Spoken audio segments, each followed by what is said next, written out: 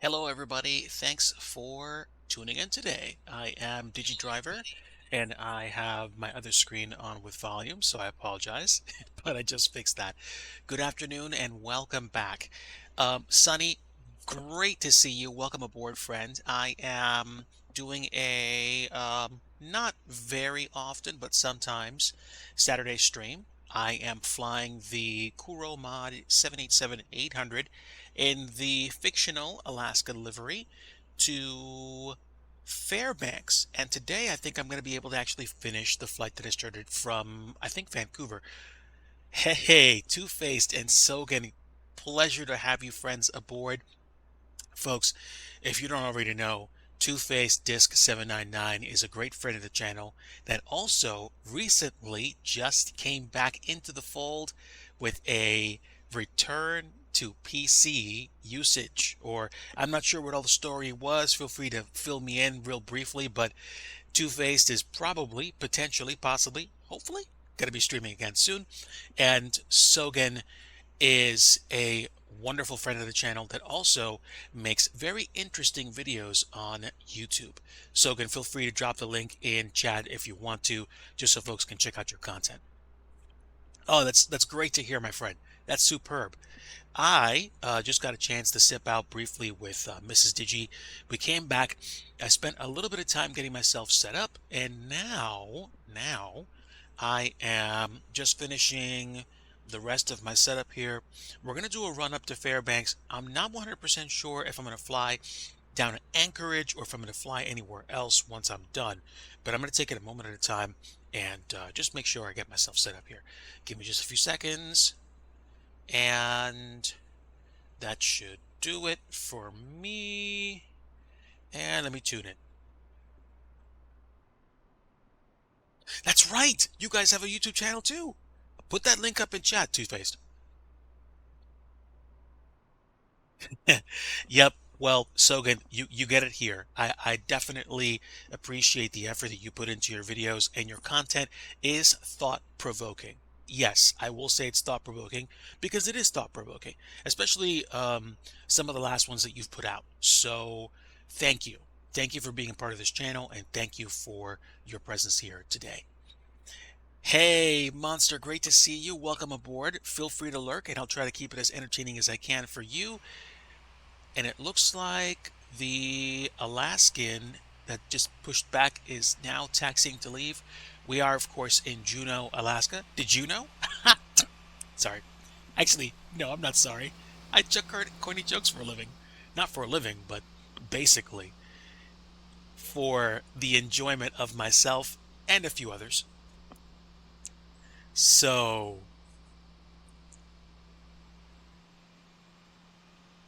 okay, okay.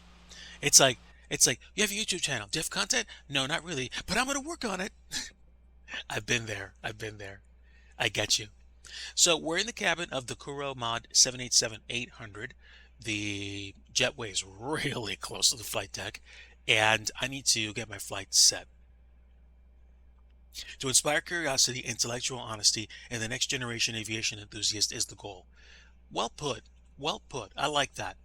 Right now, I'm getting myself set up in SimBrief for a flight from Juneau to Fairbanks, and I've got most of it set up. We're going to be Alaskan Flight 197.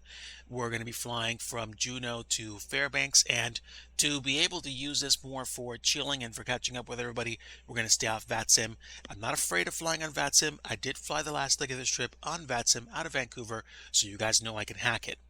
In terms of doing today's stream, I'm going to keep myself off the network for today.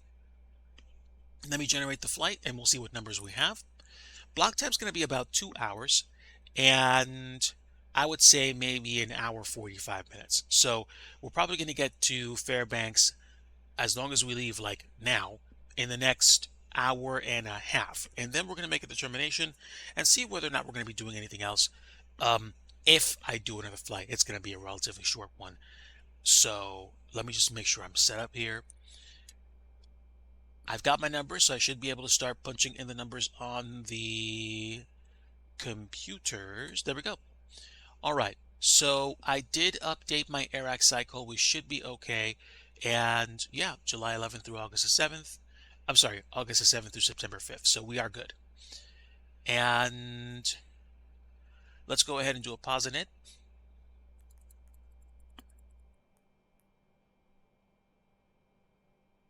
And let's pick the current position. GPS position is already chosen. I think it's already set up.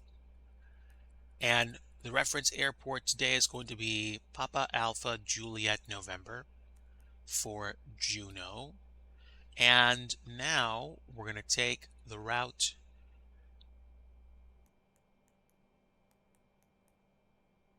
We'll fly up to Fairbanks. And yes, this is the weekend when I flew home from my Alaskan trip last year. And yes, I do want to go back really badly. We are departing on 2/6 out of Juneau. And the flight number is going to be Alaska 197. But of course, anything less would be uncivilized. And now we can start prepping the departure. We're going to take the Juneau 6. And what's my transition? It's going to be Sisters. And then from Sisters, I go the Quebec 902 Vector Airway. Where are my legs? Here we go. So let's see. Oh, I have to go here. Of course. Duh. Quebec 902.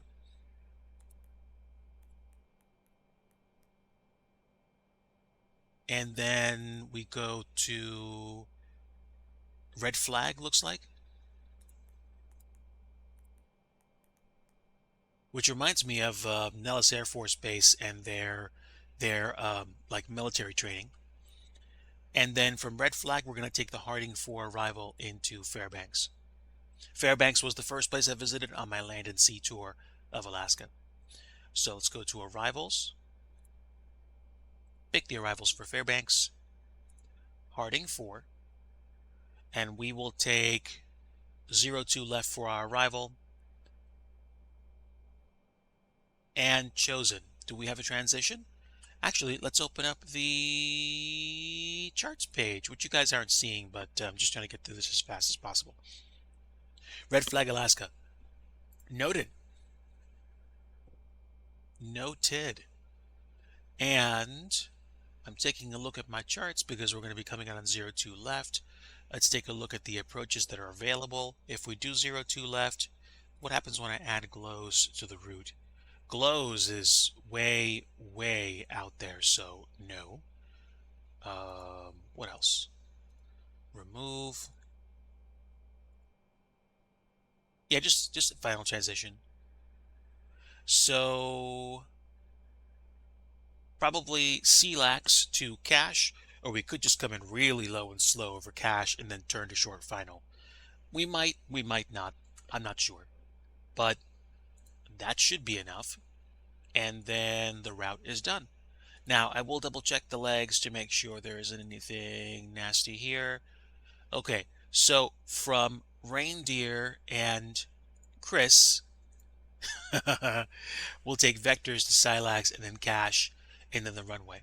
And we go to 5,000 feet to Crinkle and hold if we have to go around, which is kind of neat. Now, let's take a look at performance numbers. Net ref. How much fuel do we need for today's flight? Probably not a lot. We're going to take 32,548 pounds of block fuel. So let me hack it using the old school stuff here. 32,548 pounds is way more than what we have. But really, I don't want to take less than 30% of fuel in case we have to do actually something. So we're going to double up on fuel and see what that does for performance numbers. It should do something. So it's going to be roughly 67,102, which is almost a little bit more than twice what we're going to be taking for the flight. So instead of, what were we going to have for reserves? Instead of 49.5, oh no, wait, that's max. Max is 82,000. 82,100 pounds. So I think we're like somewhere in the middle, like maybe 28,000 extra. So that's fine. What about payload? Payload is 47,800 pounds.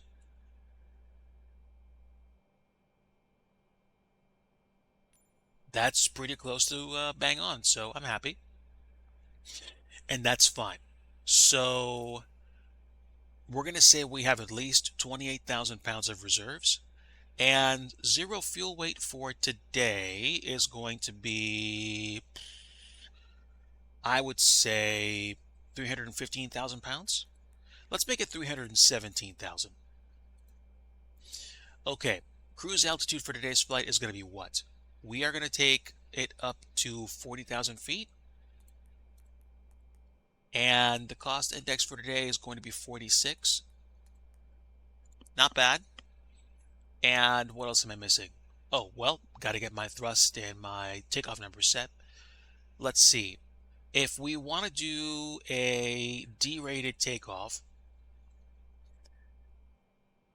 what could we pick?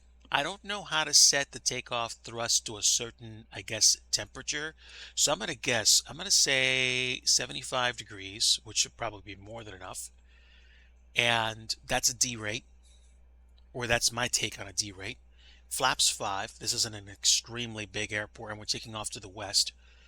And CG is going to be 5.5. So let's go ahead and adjust the trim. And again, I am flying with a gamepad, and no, I have no shame. I don't care. I got some new to me gamepads today that I'm just shaking down, and I felt like just doing a really chill flight. With me keeping my eyes on the trim and just making sure the plane's configured for landing, we shouldn't be wild and crazy to touch down. We should be okay. And 136, 142, 151 is going to be takeoff. And now FMC pre-flight's complete. So we got our numbers, and I'm going to go ahead and set up my standard pressure. When we get to Fairbanks, let me see what the approach is going to look like. With an overlay, I see that the decision height is 200 feet, but the barrow mins are 639. So we'll set those up.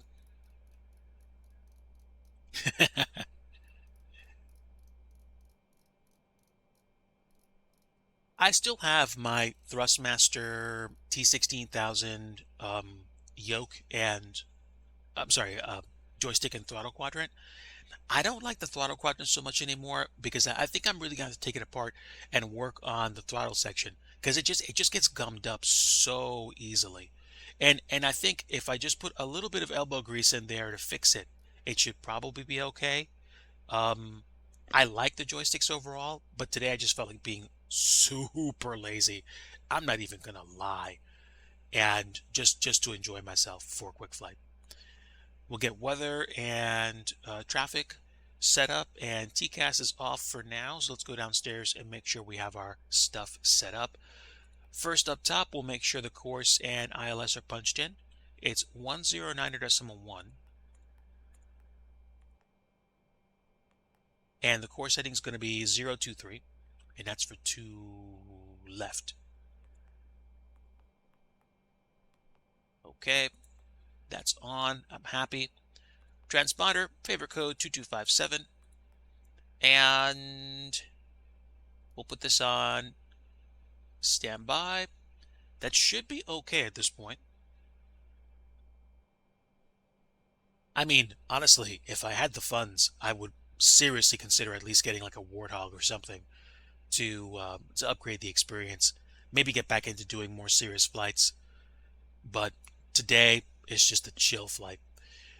Now, do I need to set this up to V2 speed? That's what I'm going to do, 151. And then I'm going to hit LNAV, VNAV. That should take care of us. And I'll just check my systems. I will double check my temperature.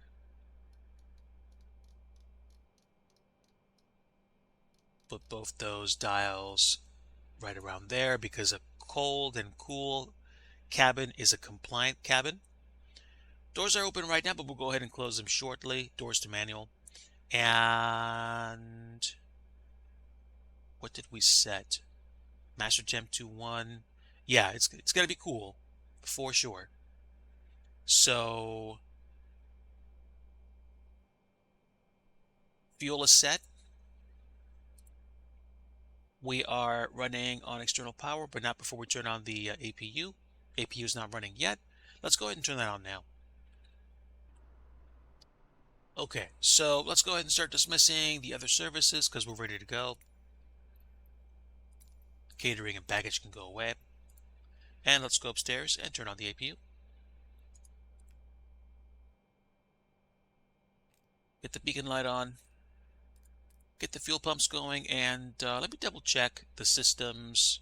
We don't have any center fuel.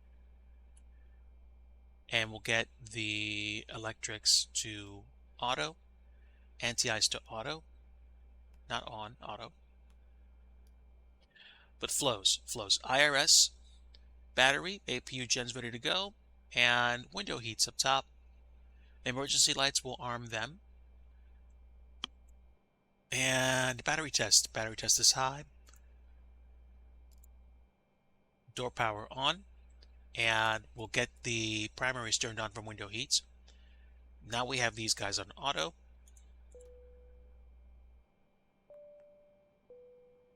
Flight attendants, doors to auto, and cross-check. Stand by for roll call. Okay, and now that I sound like I know what I'm doing, let's get going. Beacon to on, nav and logo lights to on, and recirc to on. We can turn the packs on, they'll monitor themselves, and that should take care of us upstairs, other than of course starting the APU.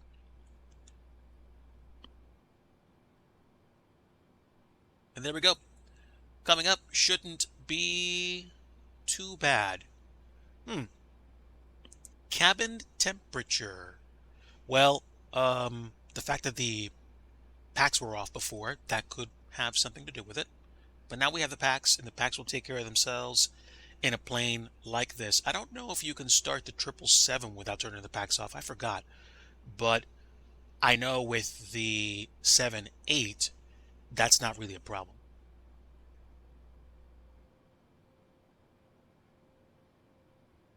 Okay, APU is running. So let's go ahead and dismiss the power. Yep, so we can dismiss it. From here,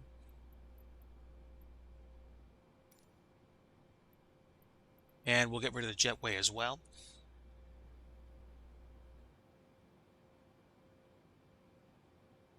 And what else? Arm the auto throttles, arm the flight directors, and what is our departure out of Juneau? Juneau 6, obstacle departure. We will depart, I think, on a 252 heading after we leave. Magnetic deviation for the runway is going to be 265. That's what we'll set.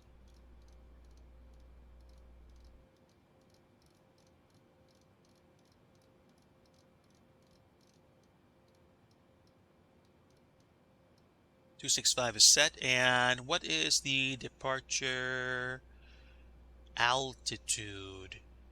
Initial climb, climbing turn,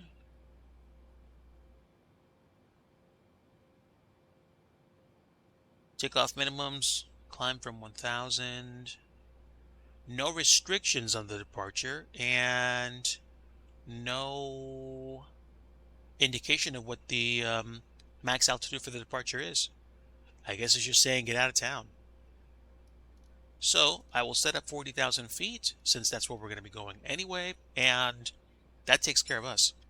Oh, stand by, chat.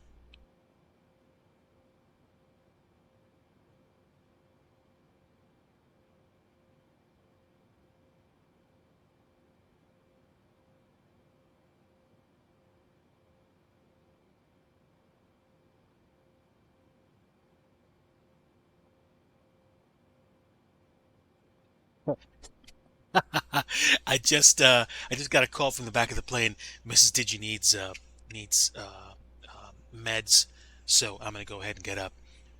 That was kind of cool, actually.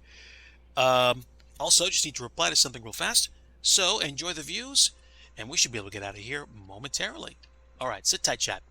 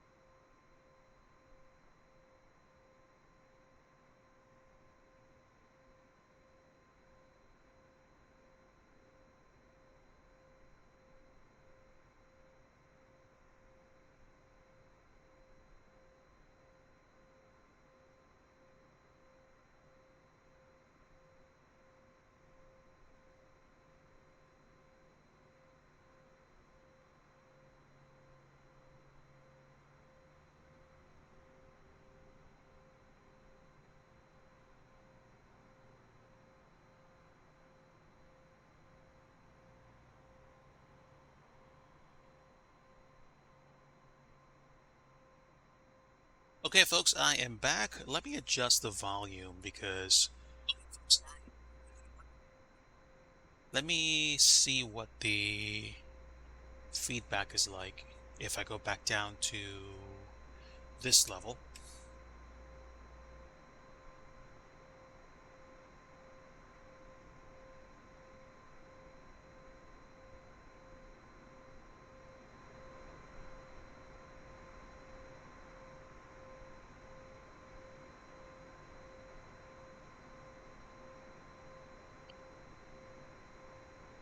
This should probably be okay. I mean, it's going to get loud when I go outside, but I think this ups the overall volume a bit. And also, before I get too comfortable and jump back into the flight deck, I'm going to go ahead and grab my charger for my phone and just make sure that's going. But to those of you still around, the doors are secure on this aircraft, right? I will double check that for you, sir. Stand by one. Let me make sure my cables are in place. So I don't know what weather is coming this way, but the question of whether or not I would have to immediately shut off the computer has now permanently been solved. thanks to me obtaining a battery backup system. So that will give me at least 2 to 3 minutes, or at least 1 to 2 minutes to actually turn the computer off in the event of a necessary enough situation. So let's jump back in the flight deck, and what am I going to do? What am I going to do? I'm probably going to plug this other one in, because it's probably a good idea to have the other phone charged as well. Hold on. Stand by. Where are we? There we go. Just works the other way.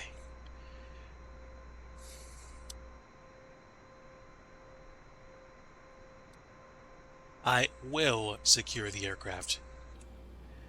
And let me just see. We have removed the jetway, and exterior doors are closed. Cargo doors are closed. All exterior doors are closed. I think we're ready for pushback. I'll also double check the systems.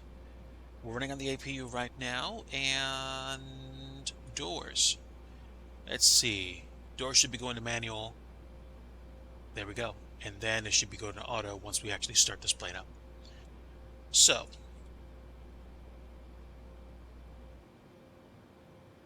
I think we should be good. All right, we'll set the external range to like 80 nautical miles, and where there's traffic, we'll get traffic and terrain. Is it just weather or terrain?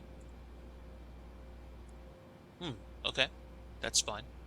Give me data as well, and that's fine. And we'll take it as it comes. All right.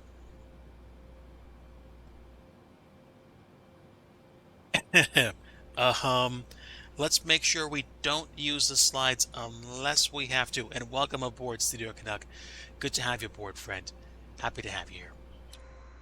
We are getting ready to push back from, I think, Gate 4 at Juneau International Airport in Alaska. We're flying up to Fairbanks today.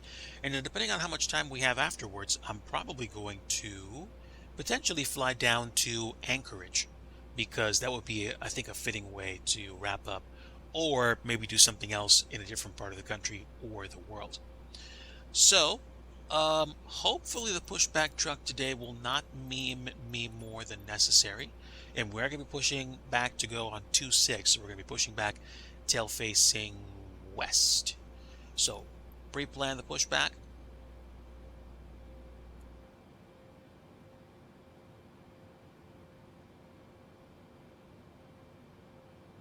Right here should suffice.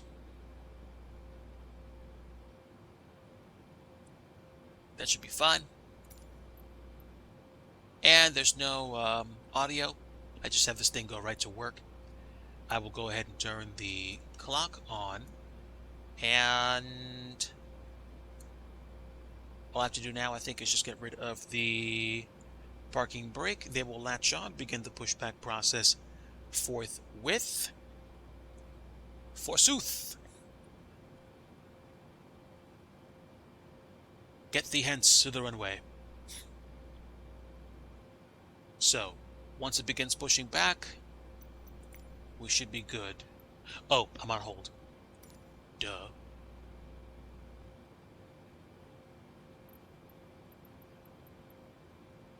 And let's go ahead and get this bird started.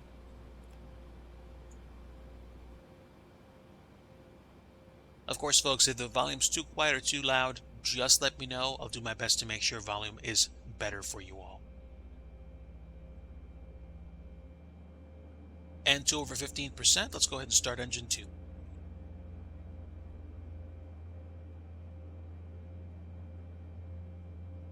Doors to auto.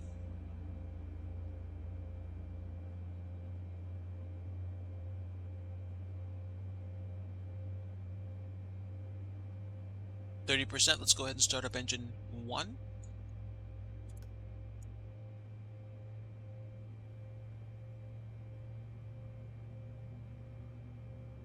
And once they're done with the pushback, we'll go ahead and arm the parking brake.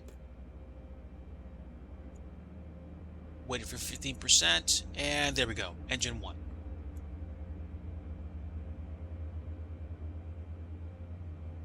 All right, there we go. They're getting way out of Dodge real fast.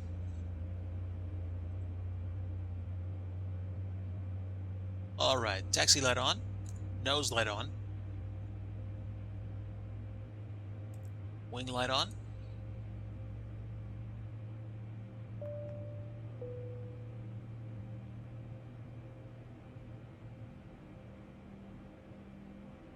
And let's go back to systems, do a quick flight controls check, and then we will complete the startup process and get ourselves on out of here.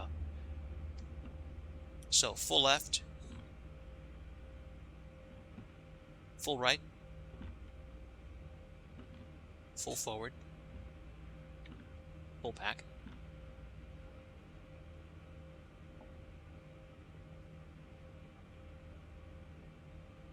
Rudder controls, free and clear. Let's go ahead and get out of here. That's it. And let's make sure that we have our stuff. Traffic is there, data is there, and parking brake is set, doors to auto, APU is running. We don't need the APU running anymore. Let's go ahead and turn the APU off at this point, and also double check our upstairs and complete the flows. So let's see, IRS is aligned, IFE and cabin is on. We'll leave APU gens, but the APU is off. Gens are running. We have window heats on. Emergency lights are armed. Passenger oxygen is available, but I can't touch this, so disregard. Electrics are on auto. Passenger signs are on, but cabin crew's been notified. Lights to desired brightness. Fuel is flowing. Anti-ice is auto. Beacon nav logo lights are on. We're running. And packs, trim air, recirc, they're good, and we should be good to go. Flight level 350, no delay. No delay. Get out of here. Get out of here. Okay, so let's go ahead and release the parking brake and begin our taxi roll now. Okay, flaps to 5, and we should be fine.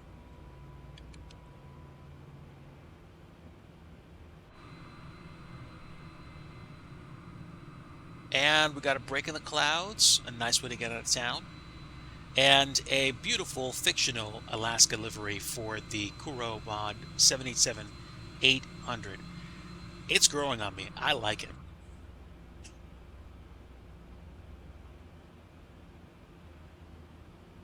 Okay, so we're going to taxi down Alpha.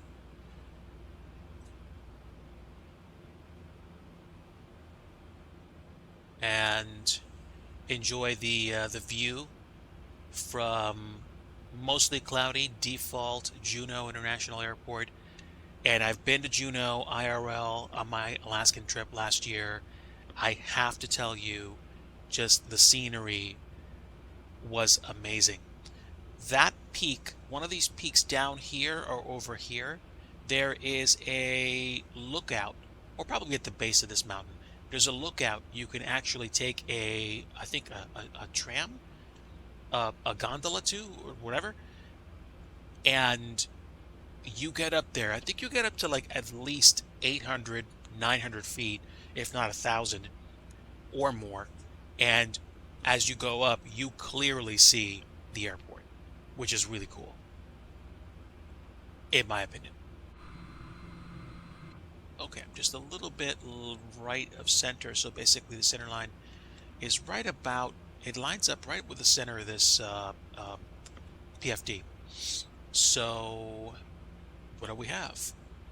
We have strobes off, taxi lights on, we're configured otherwise. Flight attendants, please be seated for departure. We should be able to get out of here, no delay, nobody's coming in. Wait, has anyone landed here on the on 26 in the sim or IRL? I would imagine it would be like a situation like, you know, LA or San Diego, where it's usually actually no, I take that back. Based on the terrain, I would imagine you'd want to land into the valley Juno, yeah. So Papa Alpha Juliet November. I mean, there is a valley you can come into and land. So I don't think landing 2-6 is impossible, but I've just always seen or been familiar with people landing like the last approach that I did was, came in over the bay through the LDA approach. That's my opinion anyway. Okay. That should do me. Is there anything else that I'm missing? I don't think so. No. Nope. Nope. We went through our flows. I'll do one more flow check before we get out of town.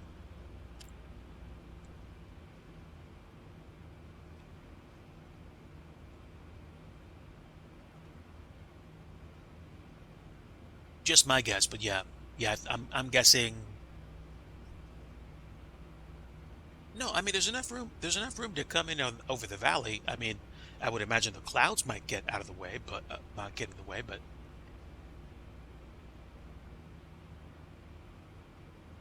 hmm. Ooh, video. I'll check that quickly before we get out.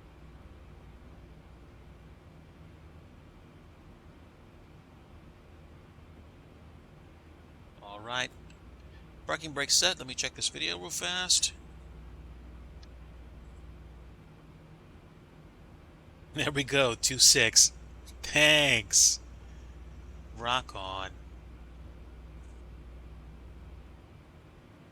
Superb even. Okay. So, what am I missing?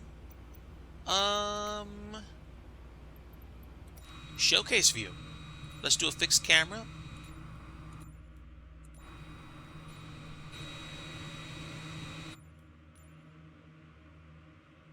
Are those the only two? Good enough. All right, so that's the view, and there is the flight deck. All right, let's go ahead and release the parking brake. We are about 9 minutes out of the 10-minute rollout, so I'm happy with that. And oh, of course, one last check of flows. Yeah, looking good, at least as far as I can tell. Let's go, fam.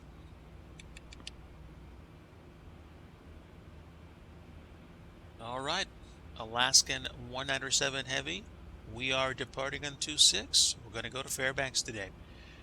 I had planned to visit Fairbanks in this plane flying out of Vancouver, but when I took a look at how long it was going to be that one night, I was like, I do not feel like I have the energy to make the whole flight. So I wisely flew from Vancouver to Juneau, and I'm glad I did because that would have been a bit more, a bit more of a run than I would have wanted.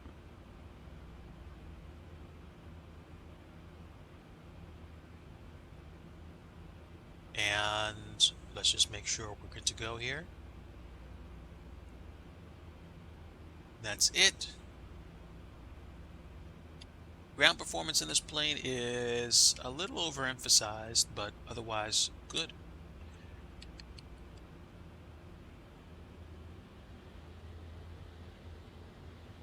Yeah, 2 hours and a bit. Seattle to Fairbanks would have been like crazy.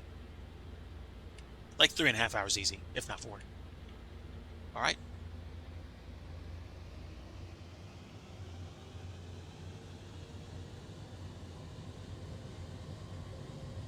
Airspeed's alive.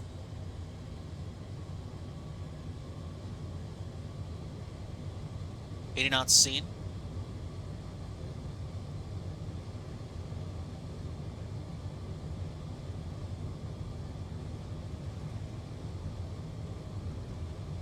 All right, V1 and rotate.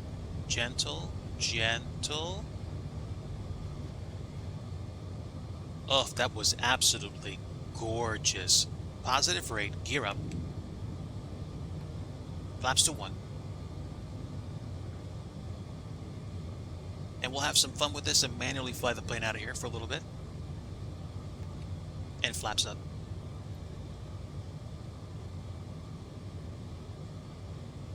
Oof, beautiful. Man, this bird likes to climb. Okay, 1,500 feet. Let's go autopilot. LNAV, VNAV.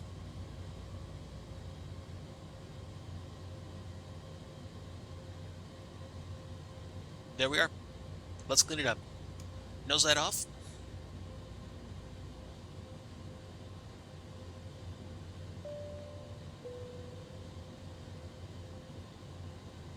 A gentle climb out of here, which is actually a little bit atypical. I'm assuming that we would probably be climbing even faster.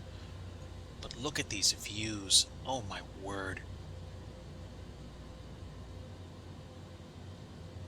Stuff may be popping in or loading in a way that might not be the same as other folks with more powerful setups. I decided to let GeForce Experience influence the graphics configuration.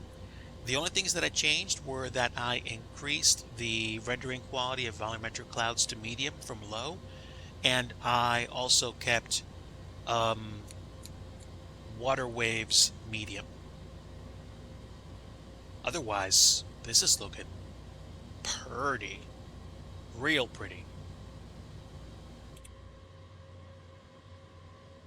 Yeah, we are climbing. Looks pretty out here.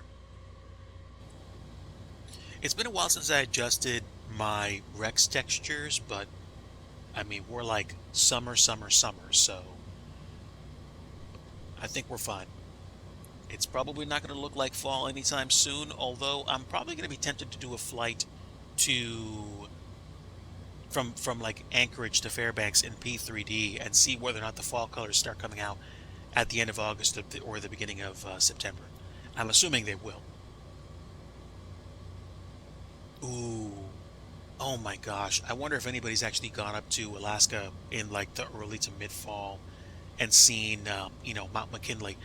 I know, or at least I think I remember, the tourist season in Alaska ends, I think, as early as the beginning of October. The end of September, the beginning of October.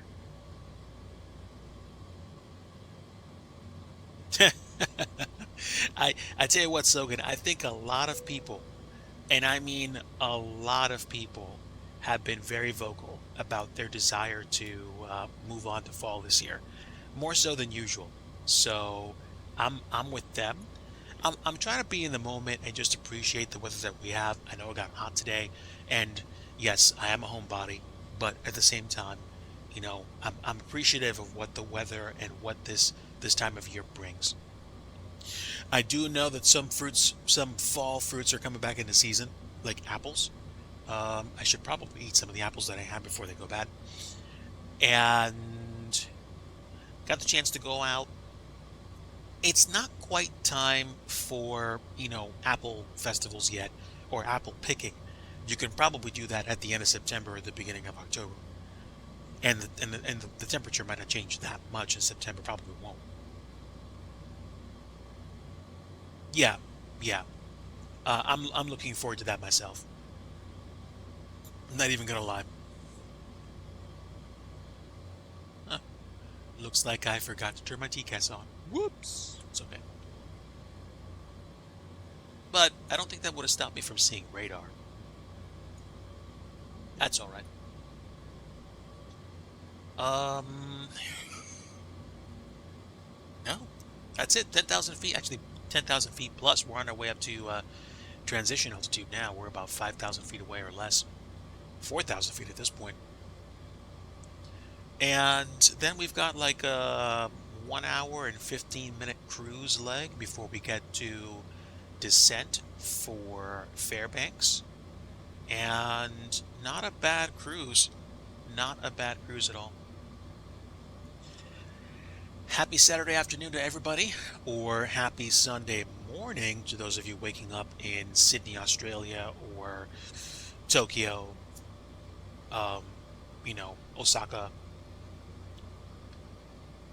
Hello, Ohio gozaimasu. Greetings to you. We are flying a fictional Alaskan livery for the 787-800 from Alaska Airlines, and we are flying from Juneau, Alaska to Fairbanks today.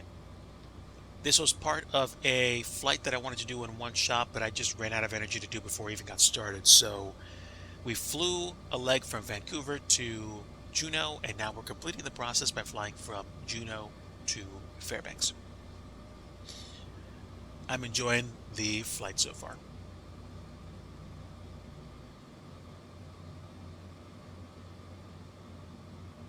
2,500 feet per minute is a nice climb rate, and we're about to get out of localized pressure, go to standard. And blammo, standard pressure it is. All right, so at this point, let's see. Can I see where the top of drop is, if at all?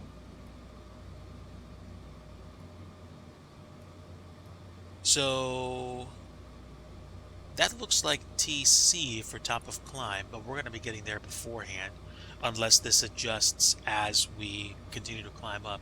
I'm assuming that's what's going to happen. Top of descent's going to be in the final, looks like 8th or 6th of the flight. And then we arrive in Fairbanks, and I would say that's probably within a 40 to 60 nautical mile slice. So I have a feeling I'd better be ready to drop in and configure myself relatively quickly. So once we get up to cruise, I'll probably just take a quick look around, make sure I know what my numbers are, where I should be dropping. But again, the system's already told me when top of descent's going to be, so that should be good. I picked up a game that's supposed to be teaching practical Japanese. Nice. That's superb. I want to get back on a Japanese kick. I've been trying to learn languages for the past 3 years, and I just run out of energy. My problem is I think I have time. So I don't push myself as hard as I should in certain capacities, but I also push myself too hard in others.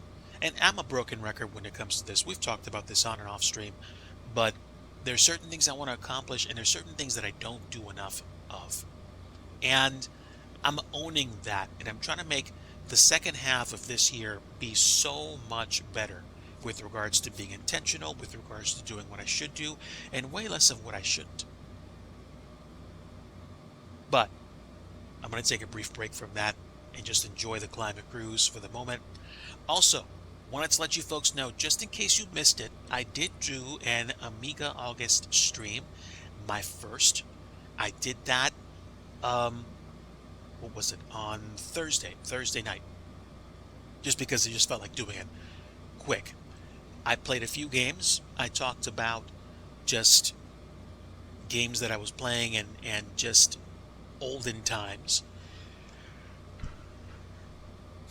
That also reminds me, I want to look up some things that I can use to make my future Amiga August streams even better.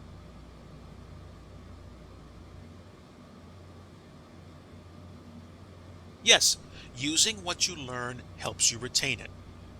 At least I'd be willing to believe it does. So you're not wrong. You're definitely not wrong. Let me go ahead and fire up my local AI platform. I'm going to see if I can ask it some basic questions about the project I want to do. Because I want to not just play Amiga games, but I want to share some tidbits about, companies and some of the things from back in the day when you were actually going to brick and mortar stores to buy video games. You used to have to walk up to a store and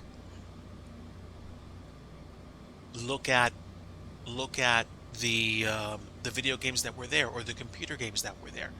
I grew up as a generation of folks that got more into computer gaming.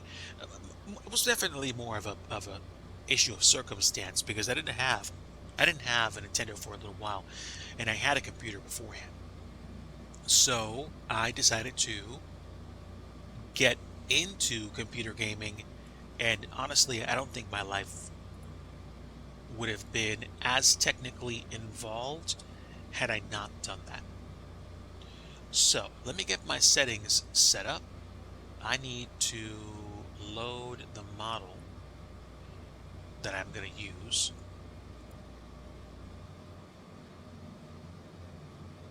And I'm going to use the 13B llama model that I have, which should be just complicated enough for me to ask questions. And these aren't going to be time-sensitive questions. I mean, I believe the compiled language should be enough to know what I'm talking about since it was years ago. I'm going to show the controls, show me my options. I don't know why I chose to regenerate a certain question. It's okay. Oh, here we go. Right, so it needs to be chat instruct anyway, so I'm going to dump the conversation that I had before, and now I'm going to ask a question or two. So, let's see. All right. Let's go. Tell me a few bits of trivia about the old Walden Software stores of the late 80s and early 90s. I'm curious to see what it tells me, and it's possible my performance in the sim might actually be affected. I'm assuming it will be, so I apologize if frame rates drop.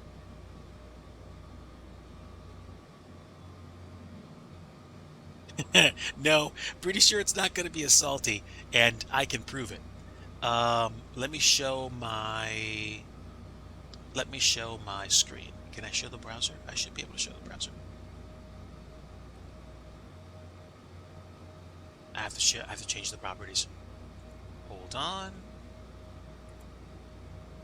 No, not you. That's just the folder. Here we go. All right, you guys should see it.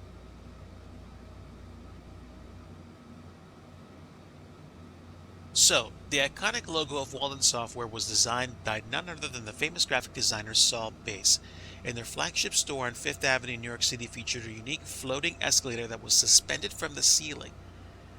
My favorite fact of all is that Walden Software stores were known for hosting live concerts and events featuring up-and-coming artists of the time. One such event featured a young Madonna performing her hit single Like a Virgin. Now how's that for some fun retro facts? That's interesting, but that also doesn't go anywhere near what I was hoping it would tell me. So, okay, that was interesting. Now, let's dig in. Talk to me about Walden Software stores that were in other less recognized shopping malls and away from major cities. What was the typical experience like? I recall seeing computers running demos of games, fairly well air-conditioned stores, and the smell of shrink wrap. Let's see what it says.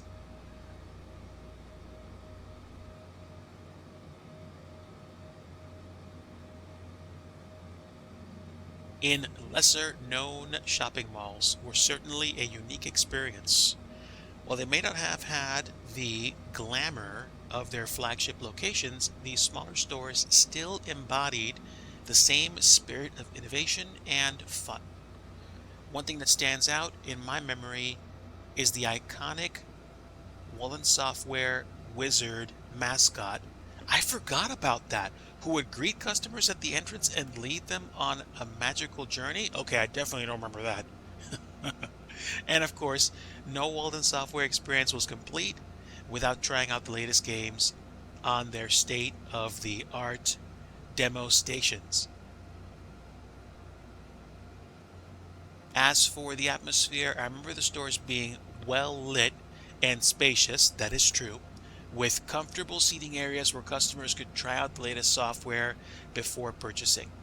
And let's not forget that unmistakable scent of freshly opened shrink wrap.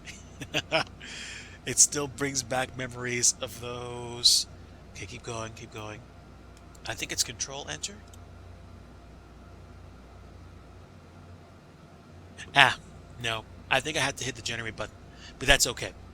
Um, I'm probably going to let that generate and then I'm going to hide it or not run the queries while I'm doing particularly intensive things because I do know that's going to be hitting my performance for the sim.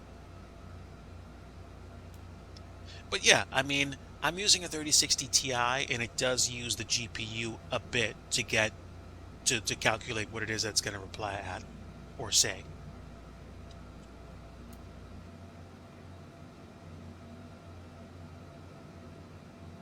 So how do you keep generating answers? I'm pretty sure you just keep hitting the button. It's got to be. I'm using the chat instruct model. There's an instruct model that gives you way more kind of bottom line descriptions, but that's cool. How far along are we? We're definitely in the mainland. We've gotten away from all those islands and such. I think where this NDB is Skagway. I think.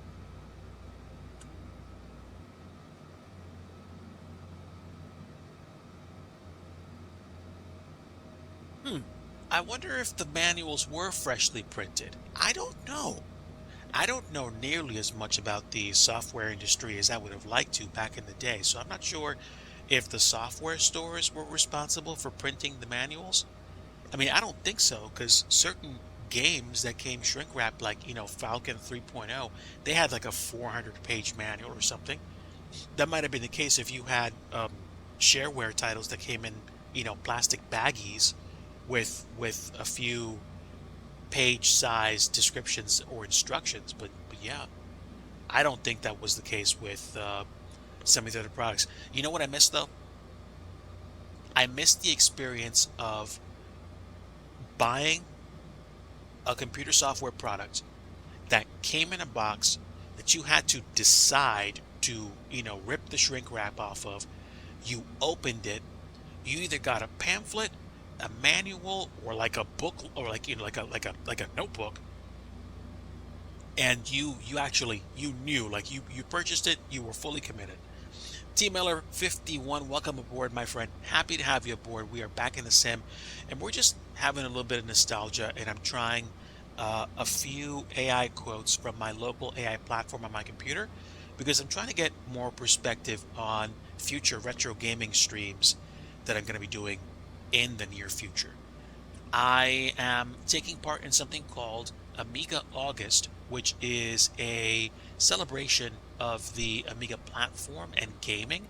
And believe it or not, if you didn't know this, there's a thriving, and I mean thriving, Amiga community that is still playing and still maintaining actual Amiga hardware.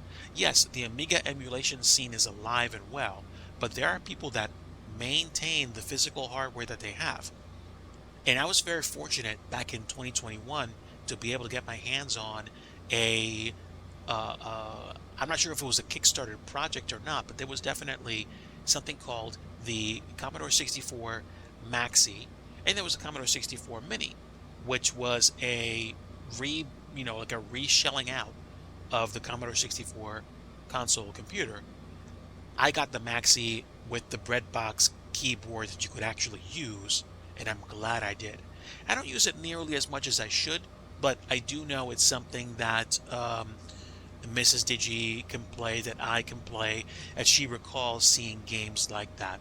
And there's probably a few games that she can play really well that she didn't spend a lot of time playing um, recently up until now. But I've also gotten into playing the Amiga games, specifically focusing on the ones that I saw or that I remembered from coming up. Ladies and gentlemen, we've reached our cruising altitude of 40,000 feet. We're going to be up here for a little while, probably the next 20 to 30 minutes easily, so feel free to get up, stretch your legs, use the facilities if you have to. Our flight attendants will be taking care of you. If there is turbulence along the flight, there might be. We will remind you to be seated as quickly as possible so that you can put your seatbelts on, and you do want to keep them on when you're at your seat in the event of unexpected turbulence. We hope you enjoy your flight.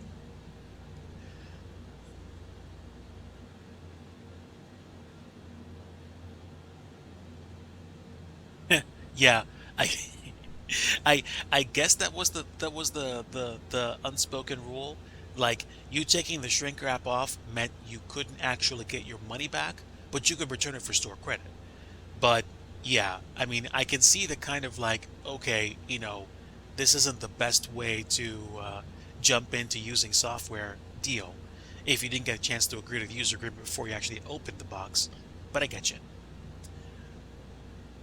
Okay, let me take a look at where we are right now. Let me zero in. We are in follow mode, and I would say we are just about to get out of the first 20% of the flight. We've got a while before we get to Ixum, which is the next waypoint. And eventually we're going to get to Oscar Romeo Tango, which is Northway. It's a VORTAC, and we've got a while to go.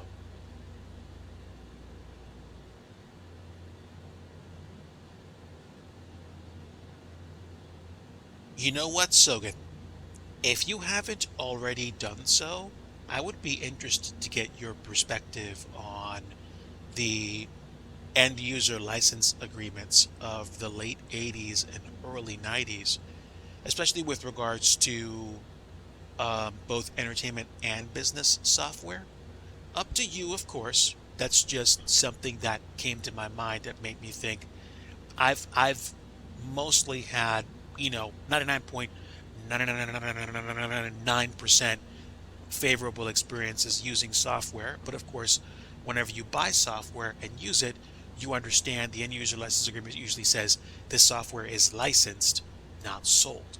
So you pay for the license and not the ownership. And that makes me think about stuff like that. So I'm curious. Take your time on that. You don't even have to do it if you don't want to. But I might even look into that myself after I'm done with this stream or on and off moment. But we are chilling at 40,000 feet, and oh yeah, I wanted to double check the approach for Fairbanks. The arrival is fairly long. We need to be at or above 12,000 at red flag, and then we've got like 37.8 nautical miles to get to Reindeer, and that's at or above 6,000 feet at 220 knots max. So probably somewhere around or just before red flag, we'll start an aggressive approach into Fairbanks.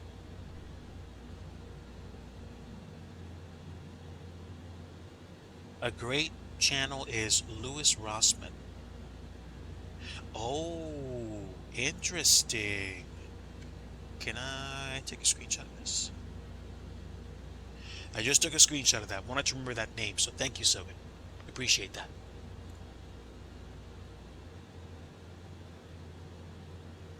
Actually, that makes me wonder.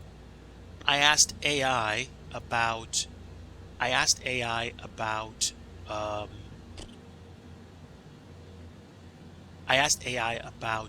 Walden software. So now I'm going to ask AI about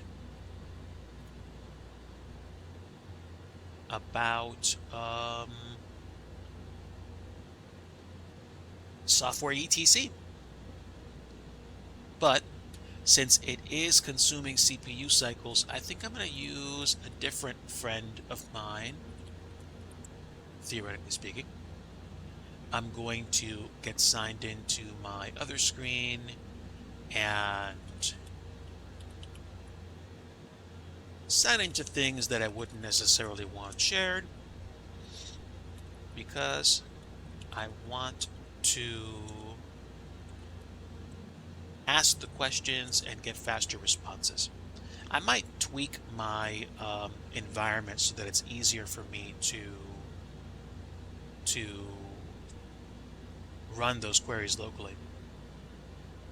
But yeah, let me do this. I'm going to ask the other platform, which is a significantly more useful and powerful platform, and it's available and it's not going to use my CPU cycles so much. Tell me about software ETC stores of the late 80s and early 90s.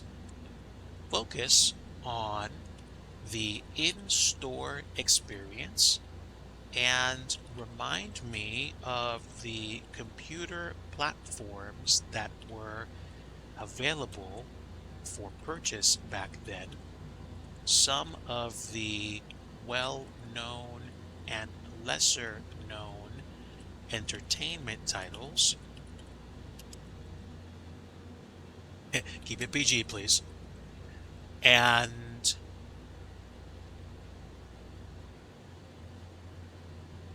how cold the stores were. Yes, I did mention temperature. Okay, so let's see what it says. This should be a lot faster.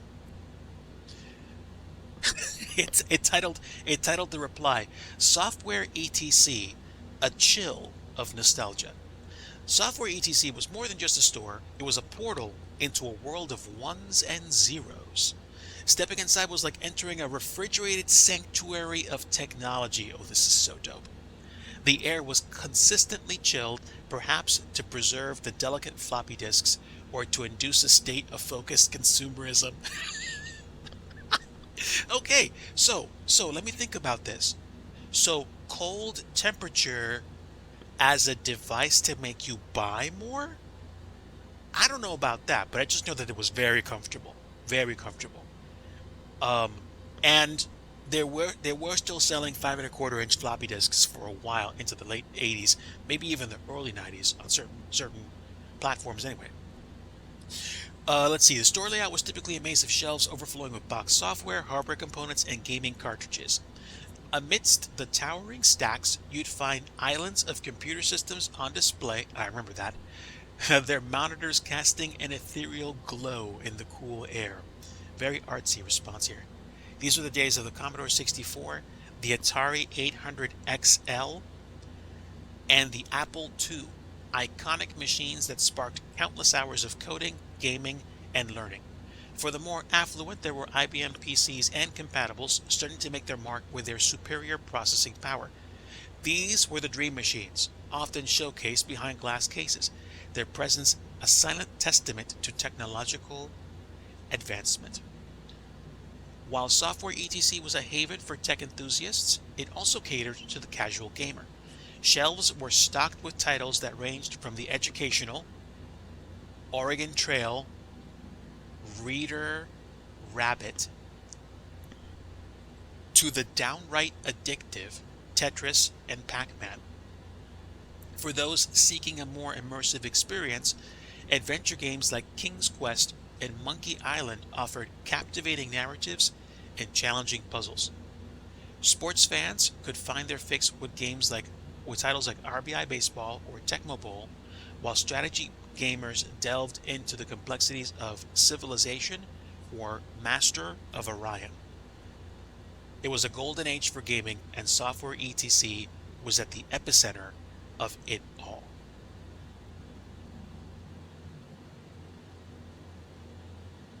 To be honest, it might be. I mean, this is an AI response, so if there's publicly available information that they can tap into to make its search engine response work, it will. I was just curious because I was looking for things to talk about right off the top.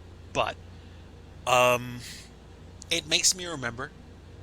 I think I was at the time way more focused on PC titles that ran on the computers that I had at the time. For a while, I had something before I went to my first 386, and then I went to a Pentium. But the games that I played were low memory games that were either CGA or 16 color, and they came on the 3.5-inch floppy disks, and they were usually like 3 or 4 or 5, and you took a while. Installing them was usually the experience, and you heard the click click click click click of the floppy disk hit those specific sectors and install stuff onto your hard drive. Or if you had a small enough game, you could probably run it from a floppy disk and it would load into memory, and that would be it. I wouldn't be surprised if it was forming responses for my IGN articles. I mean, it is what it is. I get it. How far along are we? Let's see.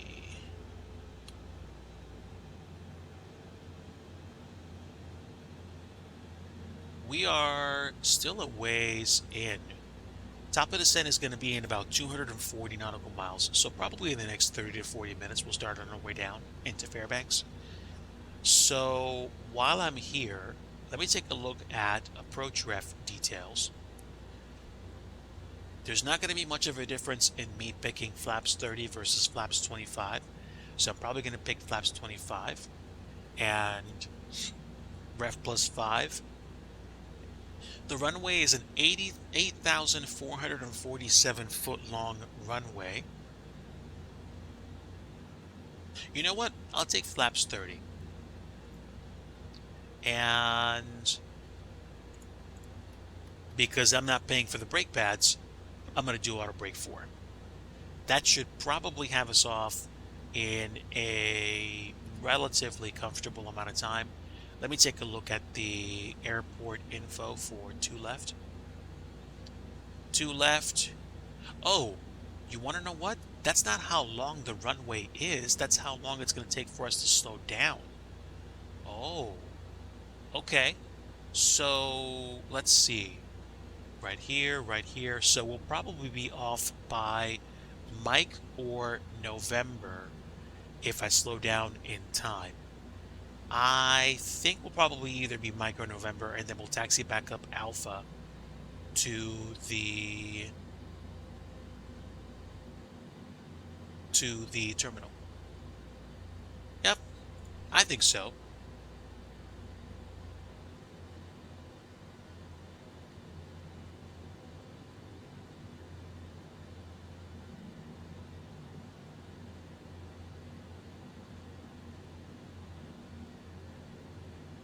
I remember thinking about AI engines as a way for research to be bypassed overall. I don't think that's the case anymore. I think you can increase the speed at which you find resources clearly. Do I think it's going to replace people actually doing the work? I no longer feel that way. There was a brief moment where I started to wonder if it was going to be possible for people to be able to do that kind of stuff. I don't even think it's going to be possible for people to replace entry-level software developer positions, because the code that gets generated, in my experience, yes, technically works, but unless you are pitching a minimally viable product to investors to produce a goal or a rendered piece of machinery, you're still going to need to have someone with the understanding and the know-how to put it together. What I've noticed in my field is that entry-level positions are no longer as hands-on with the people that are coming into them as they used to be. I don't know if I think what I'm trying to say is I don't know what the um, what the threshold is for companies looking for people to know, quote unquote, everything going in, but the industry feels different to me. It feels like it's not the same one that I went into 12 years ago. But I feel like eventually the pendulum's going to swing the other way and you're going to have a kind of renaissance of people either wanting to get involved in software development again, or companies running out of gas in terms of, hey, we don't have these resources anymore and we need people to actually spend time troubleshooting and debugging this, and we can't rely on algorithms. That's my perspective.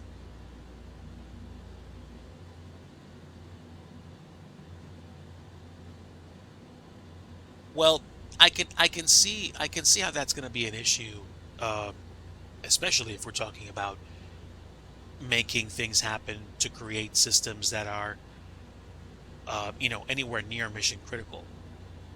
I think you still need to have folks that are trained and specialized in certain programming languages or certain technologies to comfortably or at least ethically be able to create products or be able to release things and know they have someone to actually pay attention to the release of those products. But that's definitely something the likes of which I don't have the mental capacity to unlock, especially not in, say, a um, you know 60 or 90-minute flight. I think this is something that I could probably spend time looking into, but at the same time, I don't necessarily want to be like going down every branch of research. As a software developer, I'm going to go ahead and say that the idea that something's going to be taking my job out in the next couple of years is still not on the table because it's still not at the place where algorithmically the horsepower is available to comfortably and to reliably produce what I need it to produce. Um, Give it 10 years, and if the industry finds itself comfortable with the trade off of certain limitations of technology mixed with whatever else it is that they do, then that might be the direction we go. I don't know. Meanwhile, I'm going to do my best to try to live out the career I currently have in the industry, one week, one project at a time. I know the past 6, 7, virtually 8 months at this point have been an incredible learning curve for me in terms of going to the next stage of my development as a software developer. And it's made me think seriously about whether or not I want to be as involved in what I do on a day to day basis as what I thought I wanted to do or thought I wanted to be about. So I don't know. Like, I'm trying to figure all this out in my head, and admittedly, it's not easy. It's not. It's not something that I can readily answer and say, hey, I still want to do blah, blah, blah, because I'm still trying to figure out what blah, blah, blah is.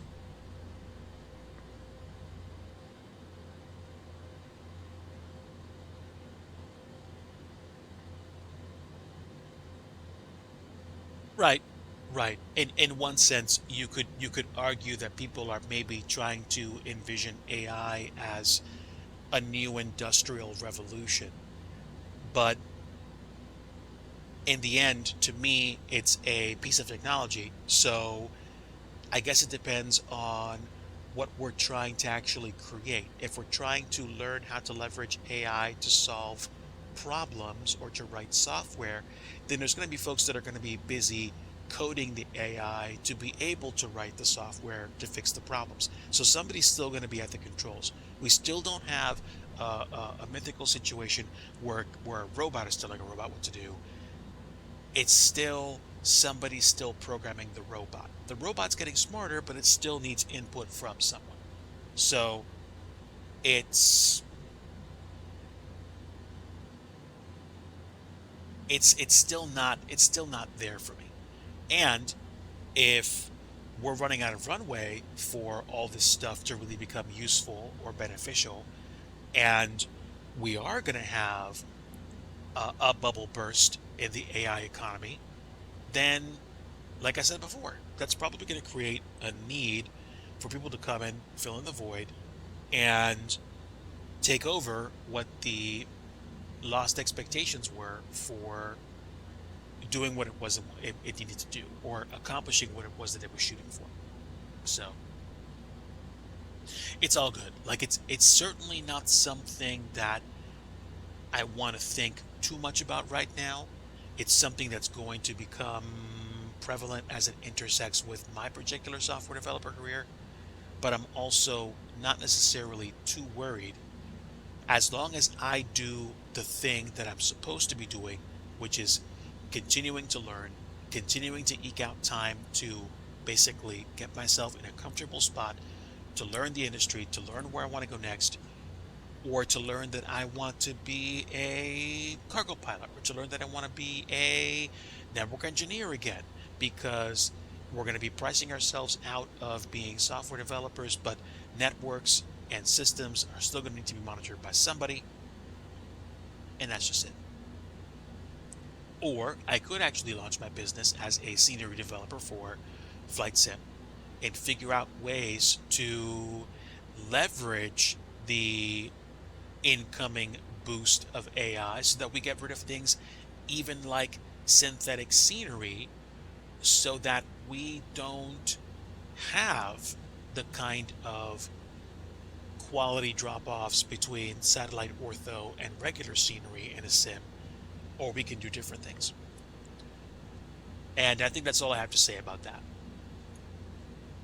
I am still grateful for the opportunity to have been able to buy Microsoft Flight Simulator and fly to places and have good looking scenery when I land. And the airports won't always be as good as the real airports will be, but that's a hole that third party companies are filling. That's a hole that I filled with one airport and I made money off of it. Like, I didn't sell that many airports, but I sold a non-zero number of airports. So that means I made money, which is cool. That's what I want to focus on next. I want to focus on getting back to form, figuring out what it is that I have to do to enjoy my time. Because at the end of the day, if I wake up every single day going like, oh, like I don't know what to do, and every single day, every single week, every single month of year after year is just this stress ball of figuring out how to solve projects and figuring out whether or not I'm going to have a job in 2 months, I'm going to keel over dead. It's going to happen. It shouldn't. I shouldn't be pushing myself that hard anymore. And I've said this before, so it's not like I don't understand finding something which is more in line with my current and future skill sets is a good idea. Like if it's not just about me staying well trained. It's not just about me staying ahead of the ball. It's I've been there already. I've burned out already. I've woken up and not wanted to go to work already. But I do it because there's responsibilities that I have to cover, bills that I have to pay, all that. It's what many of us do. I just want to take a better road to get there. And I think I need to deliberately enforce some boundaries to be able to understand what roads I can take to get out of the lane that I'm in and into a different lane to do a better job, to do a job that I can realistically maintain more energy in on a daily, weekly, monthly, yearly basis. Which, in one sense, is why I'm trying to also pursue extracurricular opportunities, what we call side hustles or side gigs, to be able to find something that matches more with what my current skill level is and what I like to do. That's going to be an ongoing project. With that said, I'm going to keep looking into, having a bit more fun on stream and also getting back into scenery development. I have been doing very slow progress on the general aviation airfield that I want to build and release. And it's probably going to be a fake, not fake, a freeware release. But I do want to use it as a springboard to get back into scenery dev. Whoa. Well, first off, Coffee Cup Arcade, good aim. Second off, welcome. We have been flying from Juneau to Fairbanks today. Right now, it's about 5:37 Eastern Time. I predict I'm probably going to get to Fairbanks around 6:15, and then we're going to see whether or not I'm going to do another flight down to Anchorage, or I'm going to either do a landing challenge or maybe play a different game. Who knows? Maybe I might shift gears and do some Amiga August again and play one of the games that I have saved in my favorites. I am okay. Today was a nice day. Woke up and grabbed a cup of coffee, I think, and sat down with Mrs. Digi, and we decided we wanted to go out for a little bit. We went thrift shopping. I picked up a couple of incredibly cheap game pads for literally about $8 a pop. And then we got some food, and then we came back. And after a little bit of tooling around with my computer, I started up a flight from Juneau, Alaska to Fairbanks, and that's where we are right now.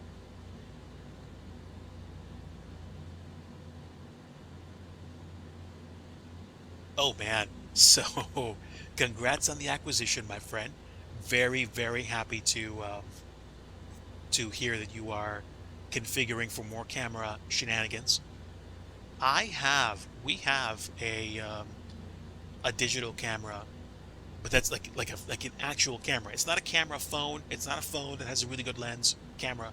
It is a camera, a DLSR, a DSLR that basically was the equivalent of like a 10 megapixel camera, but it's a mostly automatic focus, and you could, in theory, manually focus it, but there's like a different mode I had to unlock or something or whatever. It was one of the older Olympus E series cameras. I am on Instagram. I think I might be in the process of changing my naming, but you're gonna find me there as the Simulator Concierge. I think. It's it's been a while since I even paid attention to my username, to be honest. So I might be changing that as well. I am on TikTok as DigiDriver, and I'm on Kick as DigiDriver too, but I don't stream on Kick these days.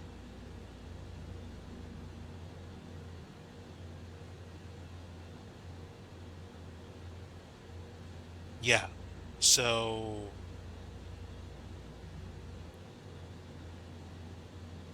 let me see. Hold on. I'll just grab my phone real quick and show my details. Details. I am literally the Simulator Concierge. I'll spell that in chat. So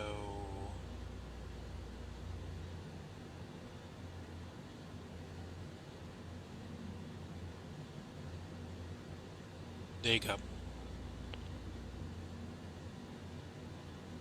I don't use Instagram as much as I used to in the past. Like I'm not like that much of a staunch user as I used to be before, and I'm relatively sure this is the Arcadian mountain range. Either we're passing Mount Denali or we passed it earlier, but we're on our way to Fairbanks, which is a bit more flat than that, actually, or significantly more flat than that. Thank you, CCA.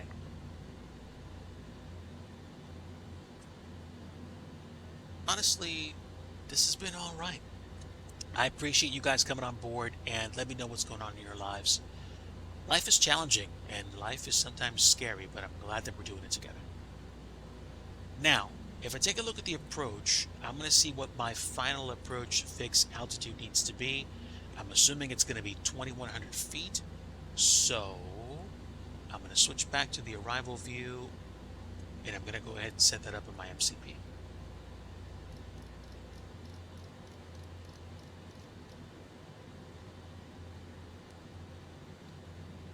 There we go. 2,100 feet set, and now that means when I start descending, it'll track all the way down to that altitude. So, ladies and gentlemen, we are flying the 787-800. I'm flying a fictional Alaska Airlines livery from Juneau to Fairbanks, a part 2 of a flight from Vancouver to Juneau, and then from Juneau to Fairbanks. I was supposed to go Vancouver to Fairbanks, but that was like a 3.5, 4-hour flight in terms of block time, so I didn't want to deal with it on a Friday night past like 10. So here's what we're flying.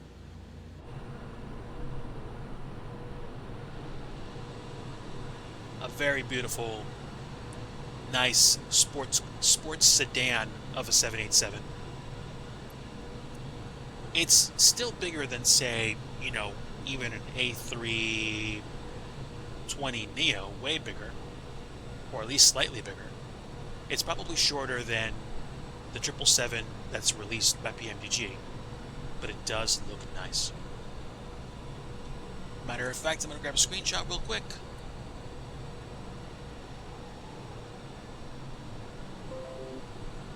And save that to my pictures folder. Oh yeah, it's pretty. It's also getting pretty cloudy out there. What's the weather like in Fairbanks today? Weather right now, we do have rain, winds calm, clouds broken at 1,700, broken at 3,300, and overcast at 5,500. Temperatures 13, dew point 11. That's an impressively not hot temperature. Wow. Altimeter is 3026. So we're going to be dealing with rain and we're going to be coming into the soup. We're probably going to be breaking out in time to land comfortably. The inner marker is at 544 feet, and that's just past the decision point. Wait, what did I say my decision height was? Okay, so MDA, I think, needs to be... Oh, that's why. I'm looking at the wrong chart. I'm sorry. Yes, 639 feet. Decision height has to be before we get to the inner marker. So if we can't see the runway, we have to go around. We still got plenty of fuel to divert, and I think we are diverting to Anchorage if we have to. So that's what we're going to do. And that's fine. So that works for me. It's also good to have note of what the weather's going to be like. So let me zoom back into the plane and minimize the screen. Scruffy Tam, hello. Oh man, privileged to have you aboard, friend. Guys, I'm not minding my manners here. More than a few people ducked in that are streamers that I haven't promoted. Studio Canuck is a friend of the channel that streams on a fairly regular basis. Go ahead and check out Studio Canuck if you haven't done so. Sogan produces YouTube content. Coffee Cup Arcade is a retro game streamer. has done Atari, Commodore 64, and Amiga game streams. So follow Coffee Cup Arcade. And of course, my friend Scruffy Tam. God bless you, brother. It's a privilege having you aboard. We are flying the 787-800 to Fairbanks. It is a fictional livery, but it looks nice. And I'm doing okay. I was just catching up on the weekend that I've had with Mrs. Digi so far. Mrs. Digi, if you are following along, is doing so-so these days. We've been stepping from one stage of her surgery and post-surgery journey to another. Right now, the biggest problem that she has is what I call mobility-based issues. She's been doing pain management and trying to figure out ways to improve her overall health. But unfortunately, we haven't had as much aid or support from certain vectors as we would have appreciated. So I'm genuinely praying for better days for the both of us, myself job-wise and her health-wise. But if it's the Lord's will that I face difficulty and it mold me into a better person through it, then amen. It's not fun. It sucks. It makes me discouraged sometimes. But being a caregiver for Mrs. DG it's just about the highest honor you could have as somebody that, you're married to somebody you care about and you are doing your best to help them. Um, it's not easy, but it's worth every single second. And honestly, it's just the way of life right now. Yeah, yeah. I mean, one of my favorite analogies as a born again follower of Jesus Christ is that sometimes you are put to the flame, but the Lord God Almighty is a silversmith, and the silversmith has a process of refining silver by putting it over an open flame, like a white hot flame, and burning out the impurities. And if I understand the analogy correctly, the moment the silver is refined to the point where the impurities are burned off, it's removed. The moment it's done. So if my soul is being subjected to all this as a means of getting the stupid stuff out of my life, then amen. It sucks. It's not good. I don't like it. It doesn't make me feel happy. But Yahweh Elohim gets the glory, and that's the way it's going to be. You'd rather be titanium. Well, there was a song about that, so I get it. Um, Thank you so much, CCA. I I don't I don't care that I sound like a broken record. I've said this before and I'm going to keep saying it again. I am rich not because of the amount of money that I have in my bank account at the end of each month, but because of the friends that I have.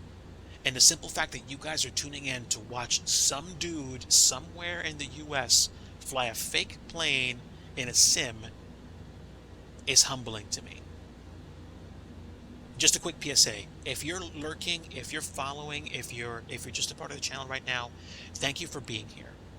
If you're a lurker, I welcome lurkers. You guys boost the algorithm, so I appreciate you.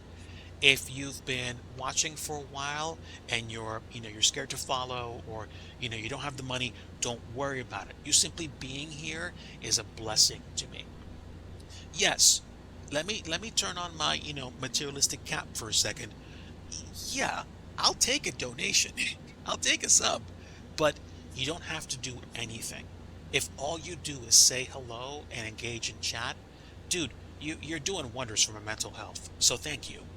And seriously, it just like the fact that you're here hanging out with me is an honor. And um, quick sidebar to the sidebar, I am in the process of working with a company to, secure travel arrangements for next year's expo in Providence. It is much closer to my neck of the woods, although I would have liked to have gone to Vegas, to be totally honest with you. It would have been an amazing trip, but I do plan on going next year.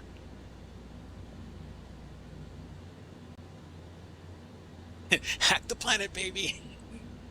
Control Alt Delete. Wait, does that mean I have to go back to wearing a diaper and be a baby?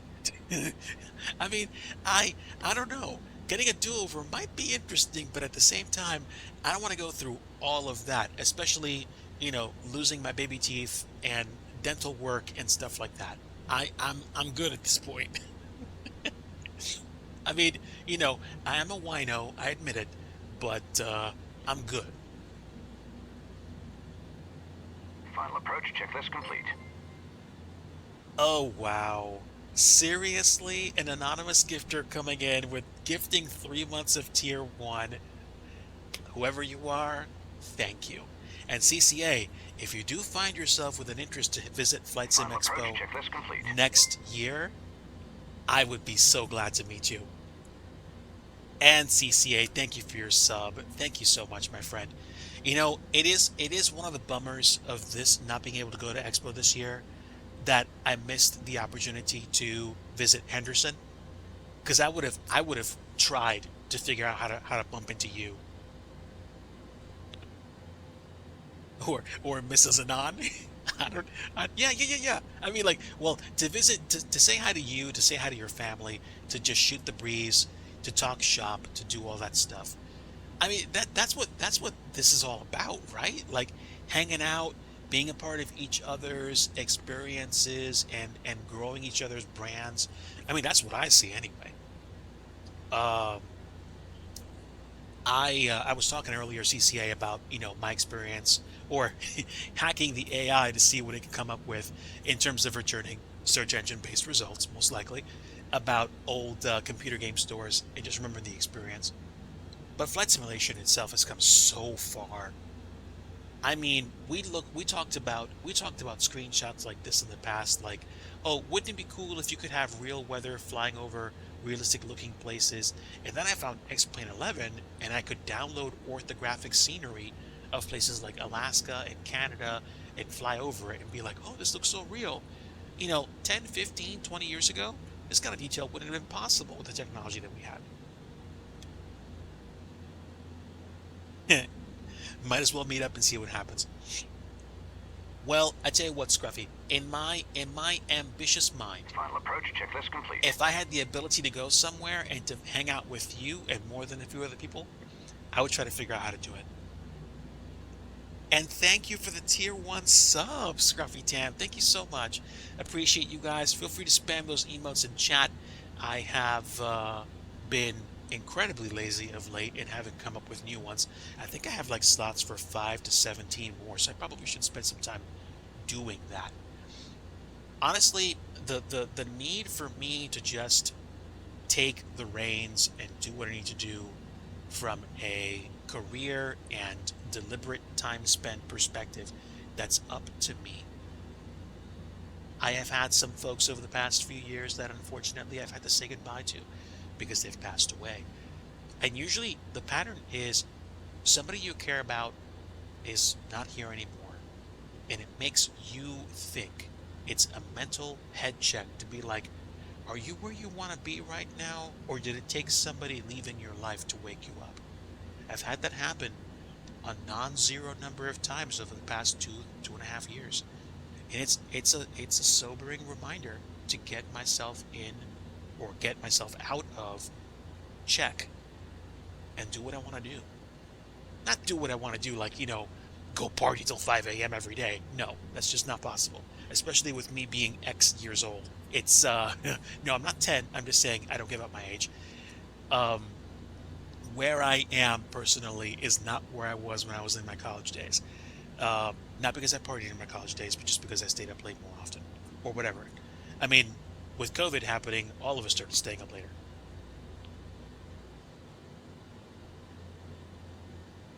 He's old, folks. Shh, keep it quiet. Oh my gosh. Um, well, I'm not using a walker yet, CCA, so hush you. Uh, what will life be like when I get, grandkids and it's like, tell us again about computers that you have to turn on by yourself. Well, let me tell you, Sonny. as I grab my false teeth and talk about olden times where you had to use like 15 or 16 different floppy disks. Also looks like we're descending ahead of time, which is kind of cool. But yeah, I did have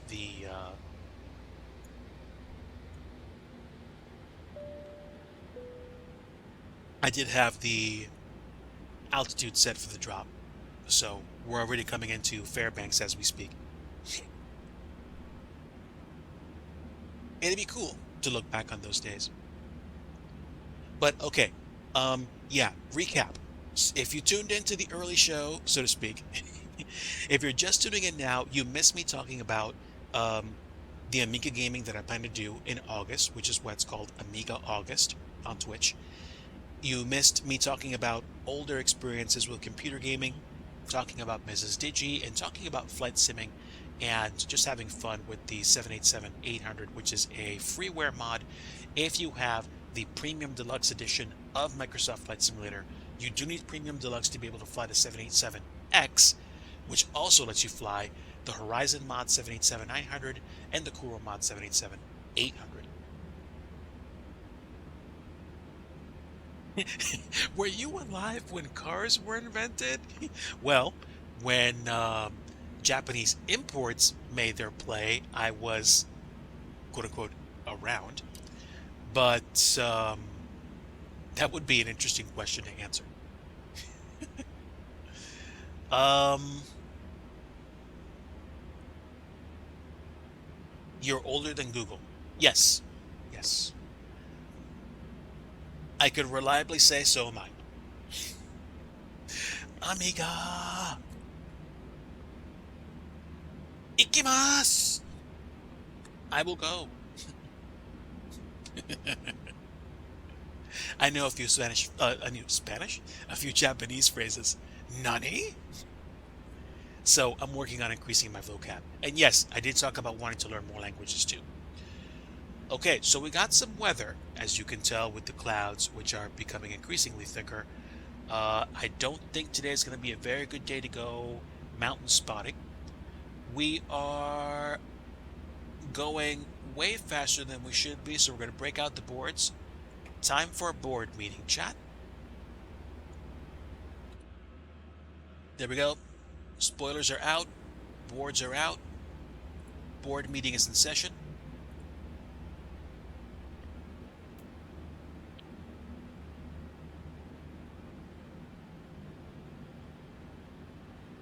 You will say you were alive when the first moon landing happened. Okay, CCA, I don't know what that means, but I'm going to trust it means something cool.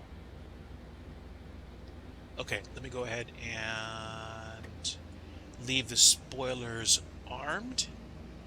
And now we should be able to maintain speed. As CCA is saying a whole bunch of stuff that I don't recognize.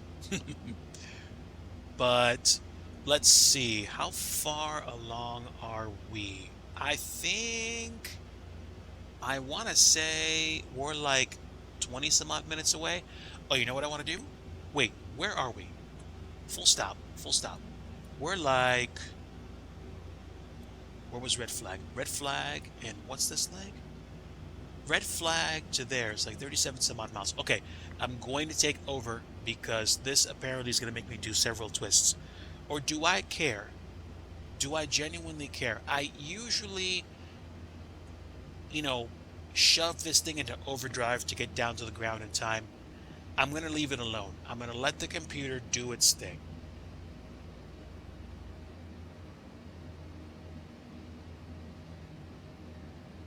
Chat will translate it. So we're going to be doing this kind of like circle to land thing, literally, which is kind of cool. And I'm going to look at my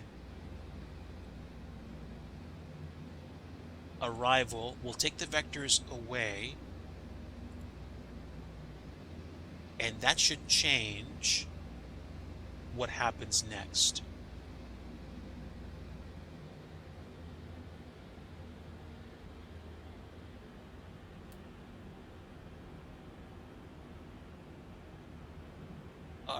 those speed brakes out. This is the fun portion of the arrival where we descend at about 5,000 feet per minute. Ladies and gentlemen, the feeling of your stomach being in your throat is apparently a part of the descent profile for this aircraft, so that will subside shortly. Kurt DZ, welcome aboard, my friend. Happy to have you. Folks, another friend of the channel just showed up. If you like additional flight sim content, feel free to give my friend Kurt DZ a follow. Okay, so now I can put some of the spoilers back, and we're down to roughly 4,550 feet per minute. Also, let me just double check my safe numbers here. MSA for this area is between 5,200 and 5,600, and we are still at around flight level 234, so we should be okay. Kurt DZ, we are coming into Fairbanks, Alaska. We left Juneau and we're flying the Kuromod 787-800. This thing's a great little sports sedan of a plane to fly. I like it. Just took a screenshot. I'll deal with that later. And it's still got some inconsistencies, but that's probably because Digi is a lazy person that doesn't like to update their aircraft often. But fortunately, it still works well enough with toolbar pushback for me to actually get around. We are on approach to Fairbanks, and we've gotten past some of the Canadian Rockies and the rest of the, or the beginning of the Arcadian mountain range. I don't know if I saw Mountain Alley. I think I did, but I don't remember. So we are probably another 20 minutes out from the airport, maybe 25.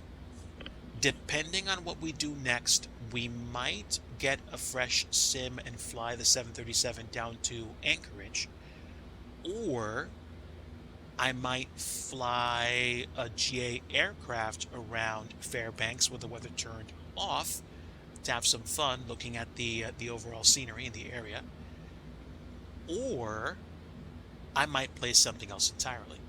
Haven't quite decided just yet, but definitely on my mind.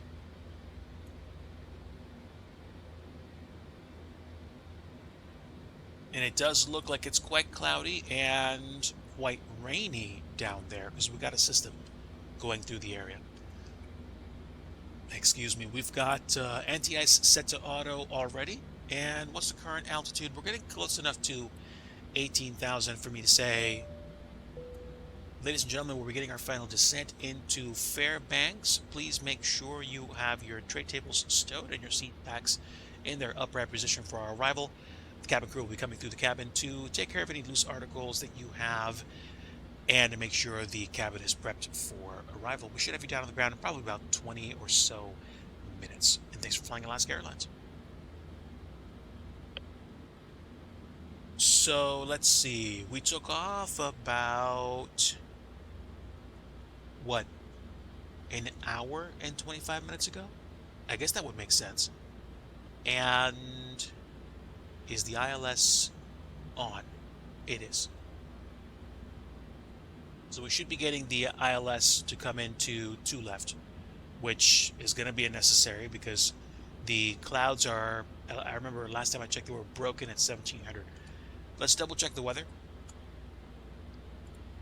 Weather for Fairbanks is winds variable at 3 knots, visibility 9 miles statute, scattered at 1,000, broken at 1,700, overcast at 5,500. Temperatures 13, dew points 11, the altimeter is 3025. Okay, so we've got rain.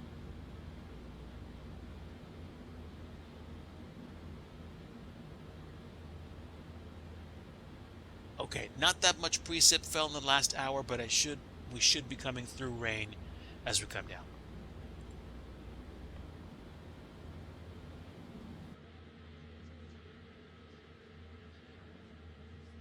Okay, got a little bit of winds. We've got a slightly flappy bird. And we are cutting through the clouds as we start descending.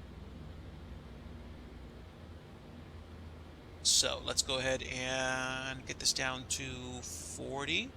Looks like we're going to be turning about this point and then coming into land. Again, we're like 15,000 feet, so we could dive even more, go full spoiler, and basically go down as slowly as we could, as quickly as possible. But I'm gonna let the computer configure us for landing on a much nicer scale. Landings are usually easier when we do that. Lots of clouds around. I could probably go to high for volumetric clouds, but this is detailed enough for me.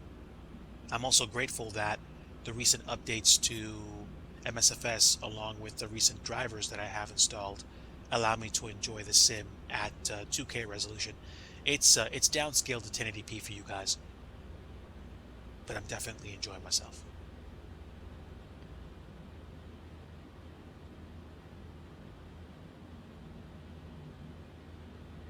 At some point, I'm going to try to do European and Southeast Asian flights and probably fly around Australia again, maybe Tasmania. I got one or two AU sceneries in the New Zealand area, or the area just outside of New Zealand. There's like I think it's called Lord Howe Island, along with one or two other airports that I have for NZA. You need to get with me about scenery customization. Definitely, definitely. Um, get with me or send me a message on either through Discord or through Twitch, and let me know what you want to talk about, and I'll be happy to help you as much as I can. I am slowly getting further and further along with my projects. I'd like to get to a point where I start moving faster. And honestly, to be honest with everybody, I'm going to have to do something in the next month, because in the next month, I'm going to be taking a sizable financial hit. If you already know, you know. If you don't know, just understand there's going to be something that's going to happen, which is unavoidable, and it's going to represent an additional burden financially, which I'm going to have to figure out how to take care of. Whether that means a new job, whether that means additional work done for my side gig, that's what I'm still trying to figure out. I am praying for the Lord's wisdom, but my wife did tell me yesterday that she felt Yahweh Elohim tell her it's going to be okay. So I don't need to freak out. I don't need to panic, especially if that's what he has in mind, to take care of his kids. And I am there. So there we go. Landing lights on for now, since we're going to drop through 10,000 feet. And we are still getting pretty spicy in terms of airspeed. Let's go full boards and get rid of the discrepancy in airspeed.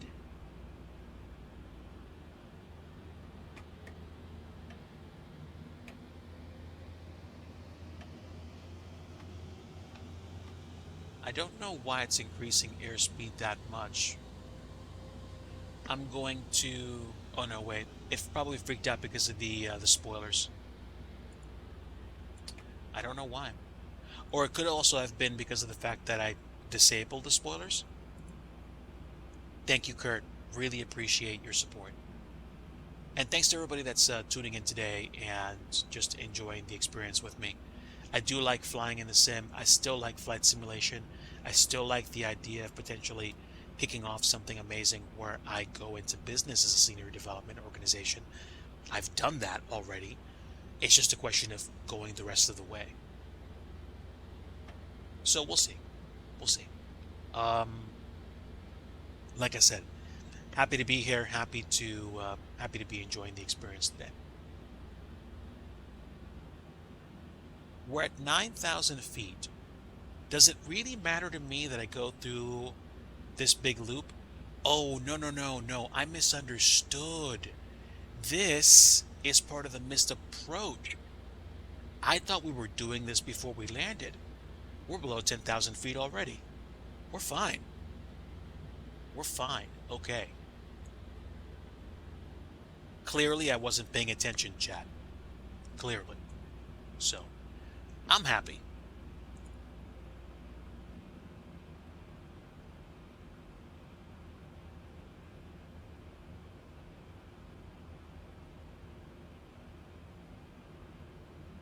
Oh, and if you guys want to support a great cause, my friend Eric Flight is doing a marathon stream raising money right now for children's cancer research. You can check him out on Eric Flight right now. Take a few seconds and go ahead and look at his channel. I think he should be doing a Pacific Coast Marathon right now. But if you want to make a donation, that's the URL.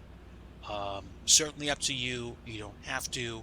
I just wanted to put it out there in case you were curious or you were looking for somebody to express some financial support to. All right. We're coming down the pike. We're below 8,000 feet and we are on approach speed.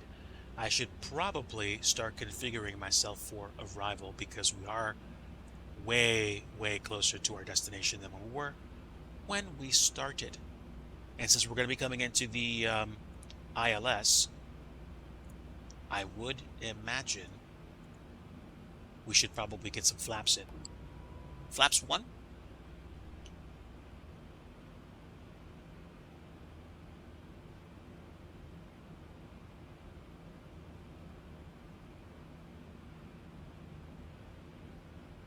Let's go flaps 5.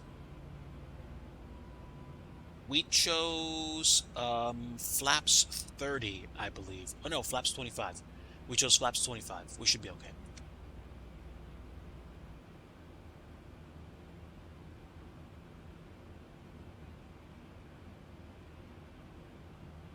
Okay, speed brakes are armed. Auto brake is auto brake 4.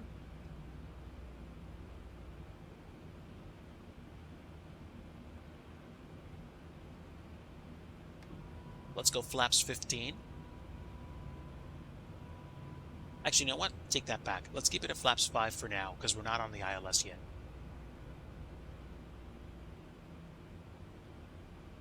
Okay, we've got ground contact.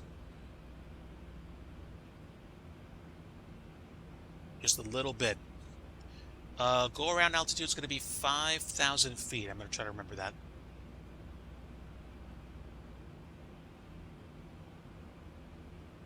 Once we get on the beam, I'll make sure that the altitude is set to that, and then we should be okay.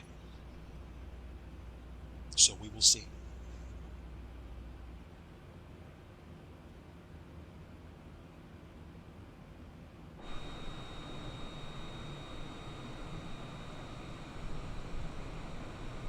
Definitely nice and cloudy out there. No question.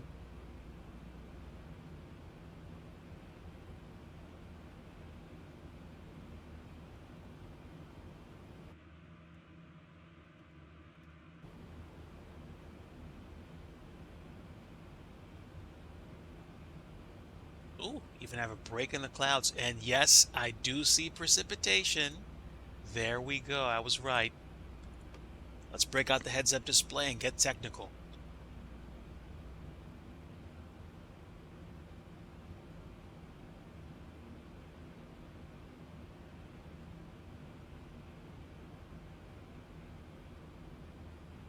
For as much as I like flying the 787, I don't use the heads-up display nearly as much as I probably should. And today is a great day to break it out. We've got limited visibility, um, breaking out of the clouds about 400 feet above minimums. So we are definitely, definitely in a good spot to use it. I don't know if I should use the wipers. Probably not right now.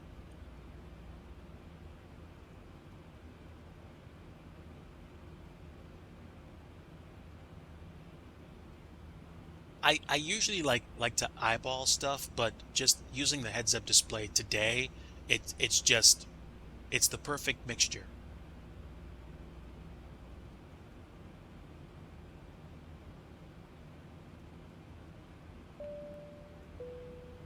Flight attendant seats for landing.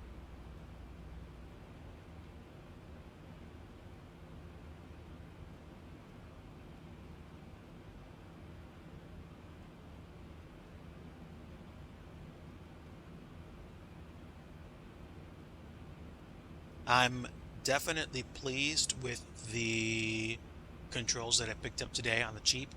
Went to a thrift shop today and I got a couple of game pads for a very inexpensive price, and I'm very happy with the performance, at least right now. What? You're flying a 787 with a gamepad? Yes. No shame. Feel free to judge. I'm also lazy, but I was very curious about how these actually handle themselves, and I'm very pleased to say that they're very nice right now. Okay, so we're coming in, and we're close enough to the approach pattern, or excuse me, the beam. I'm going to hit approach mode now, and now we're going to go to flaps 15 and drop the gear. Oof, I do like that sound.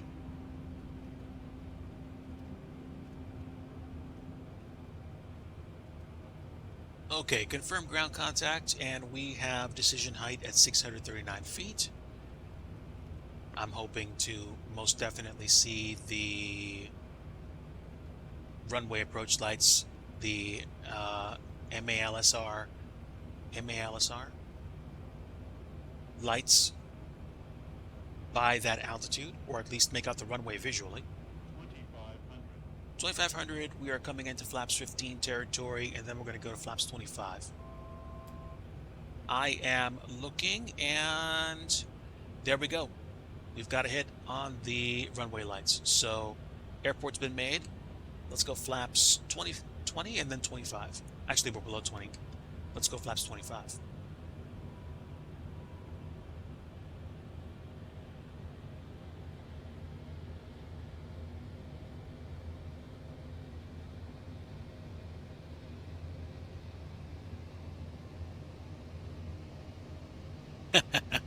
Well, I'm guessing that's probably a actual live traffic airplane. Unless, of course, they actually decided to go on Xbox Live and actually use their registration number as their profile. Unless that's you or someone. Okay, winds right now are ridiculously stronger than I expected them to be. Really? Winds variable at 3 to that? That seems incredibly odd.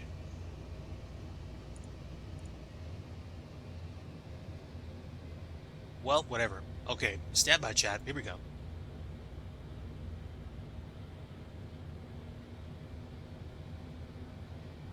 $1,700, 1,200 feet above ground level.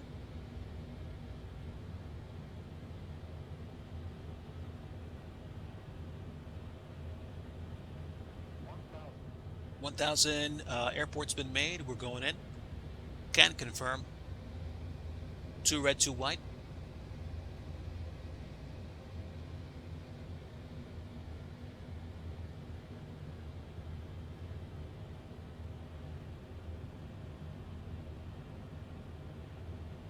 Okay, there we go. There we go. Winds are much better now.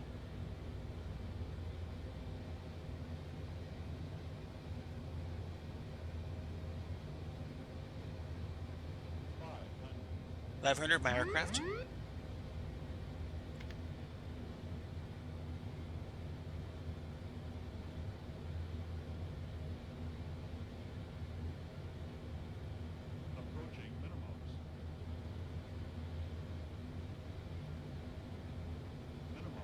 Landing. My throttles, my aircraft.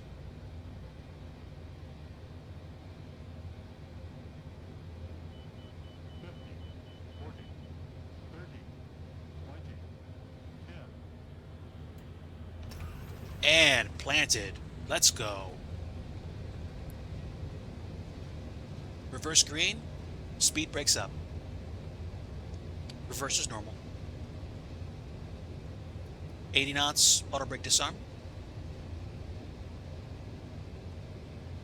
60 knots. Flaps coming up. Let's get cleaned up. No question, we carrier landing this thing. So I'm pretty sure the landing rate's going to be somewhere in the high 200s to 300 some. Honestly, that was enjoyable and I do not care. All right, so let me find the official kind of like left turn, which is right here. Welcome down to Fairbanks. Nice two-wire. Thank you. I definitely enjoyed that. Taxis on. Lights off. Give me APU, please. And here we go. All right, where are we? Right about here.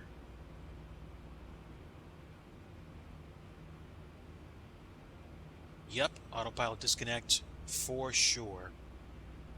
I definitely enjoyed that trip into Fairbanks, and I got to the point where we were like 30, 20, 10, and my first response was like, "Oh, you know what? Just let this thing catch." I think we were going 250 feet per minute anyway, so I just let the thing go kabunk. I'm happy. All right, APU is on, and just like normal DIGI flight clockwork, some of the jetways have not spawned in. I'm okay with that. I think I'm going to take this gate right here to my right.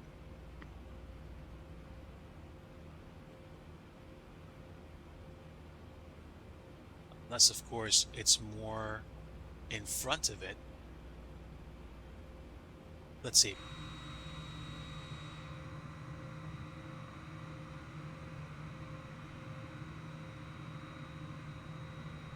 I would say this is going to be fair. Right there. And 3, 2, 1, stop. All right. Parking brake on. Taxi light off. That's good enough for me, and we are pretty much past the roadway and I guess the non-monitored area. Welcome to Fairbanks. Let's go ahead and shut this bird down. The APU is running. All right. There we go.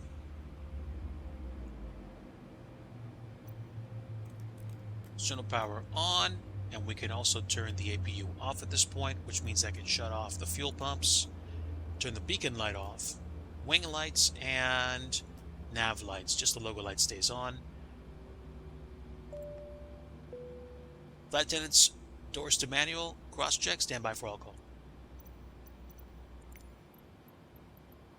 All right, hook up the jetway, get some power,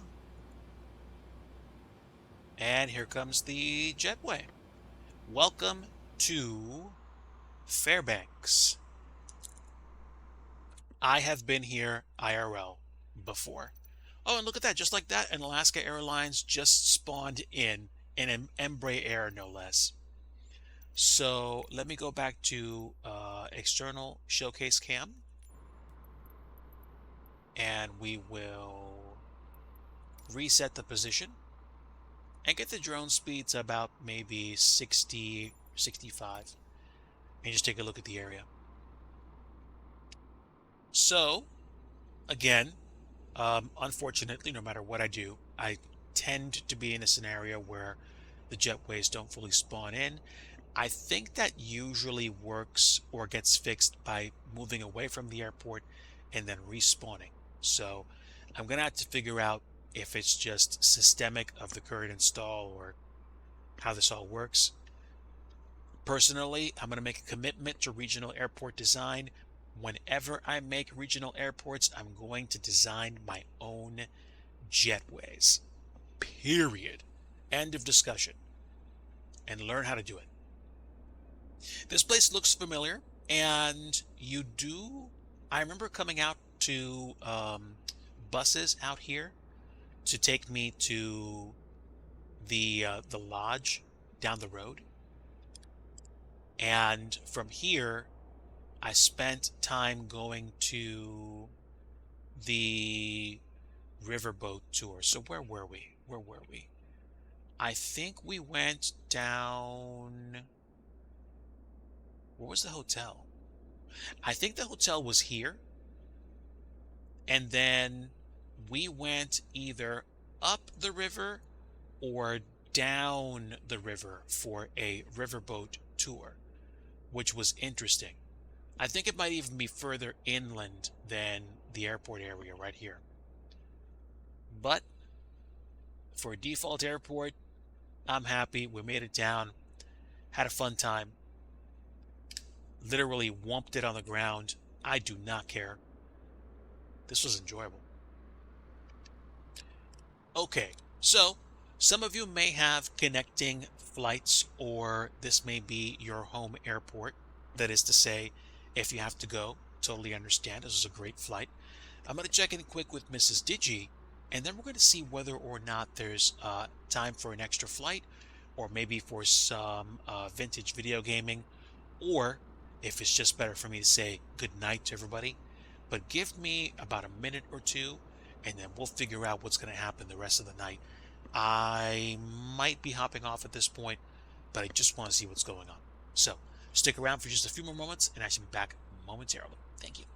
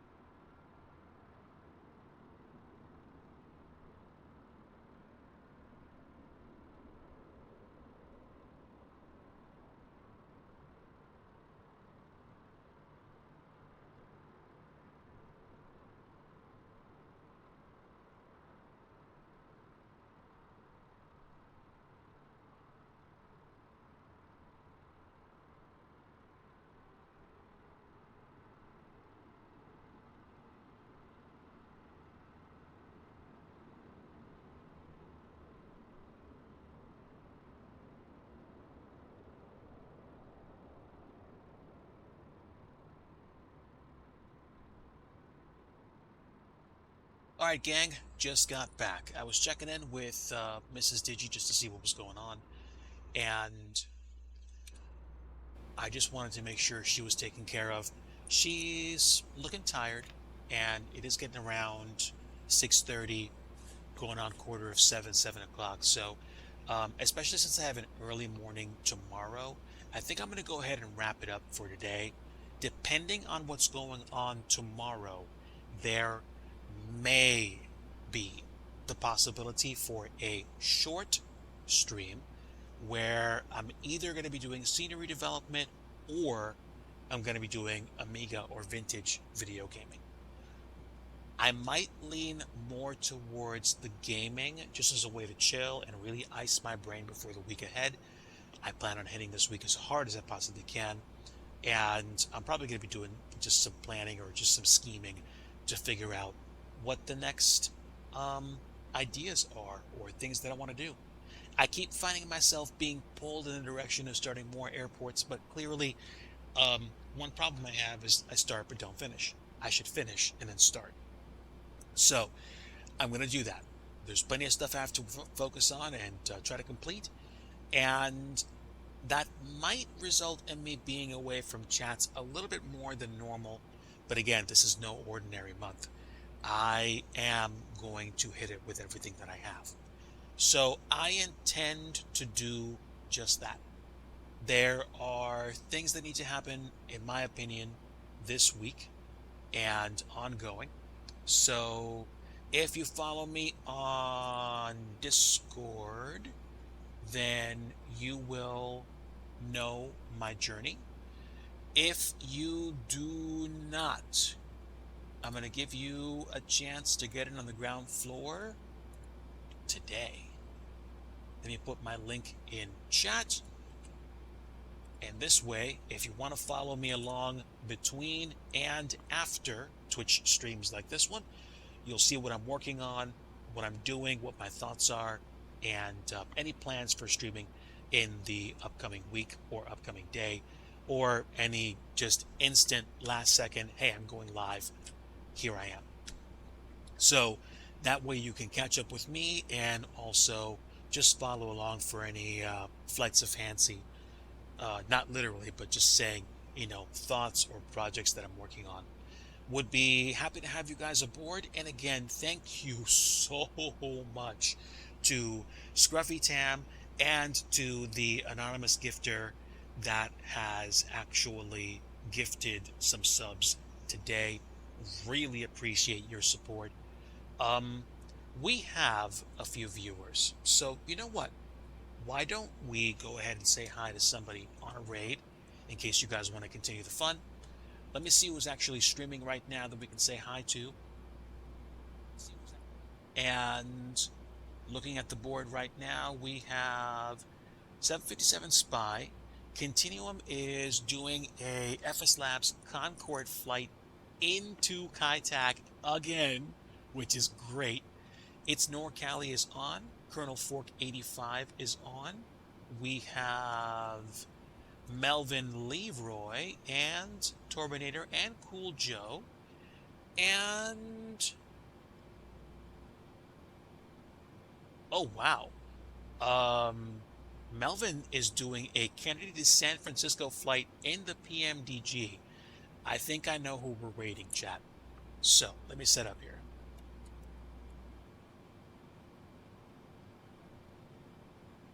Folks, again, definitely appreciate you guys coming aboard today.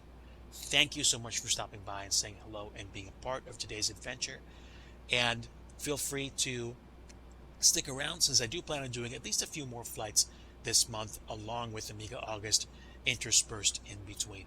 But like I always like to say at the end of every stream, if you want true peace, you want the Prince of Peace, and that's Jesus Christ.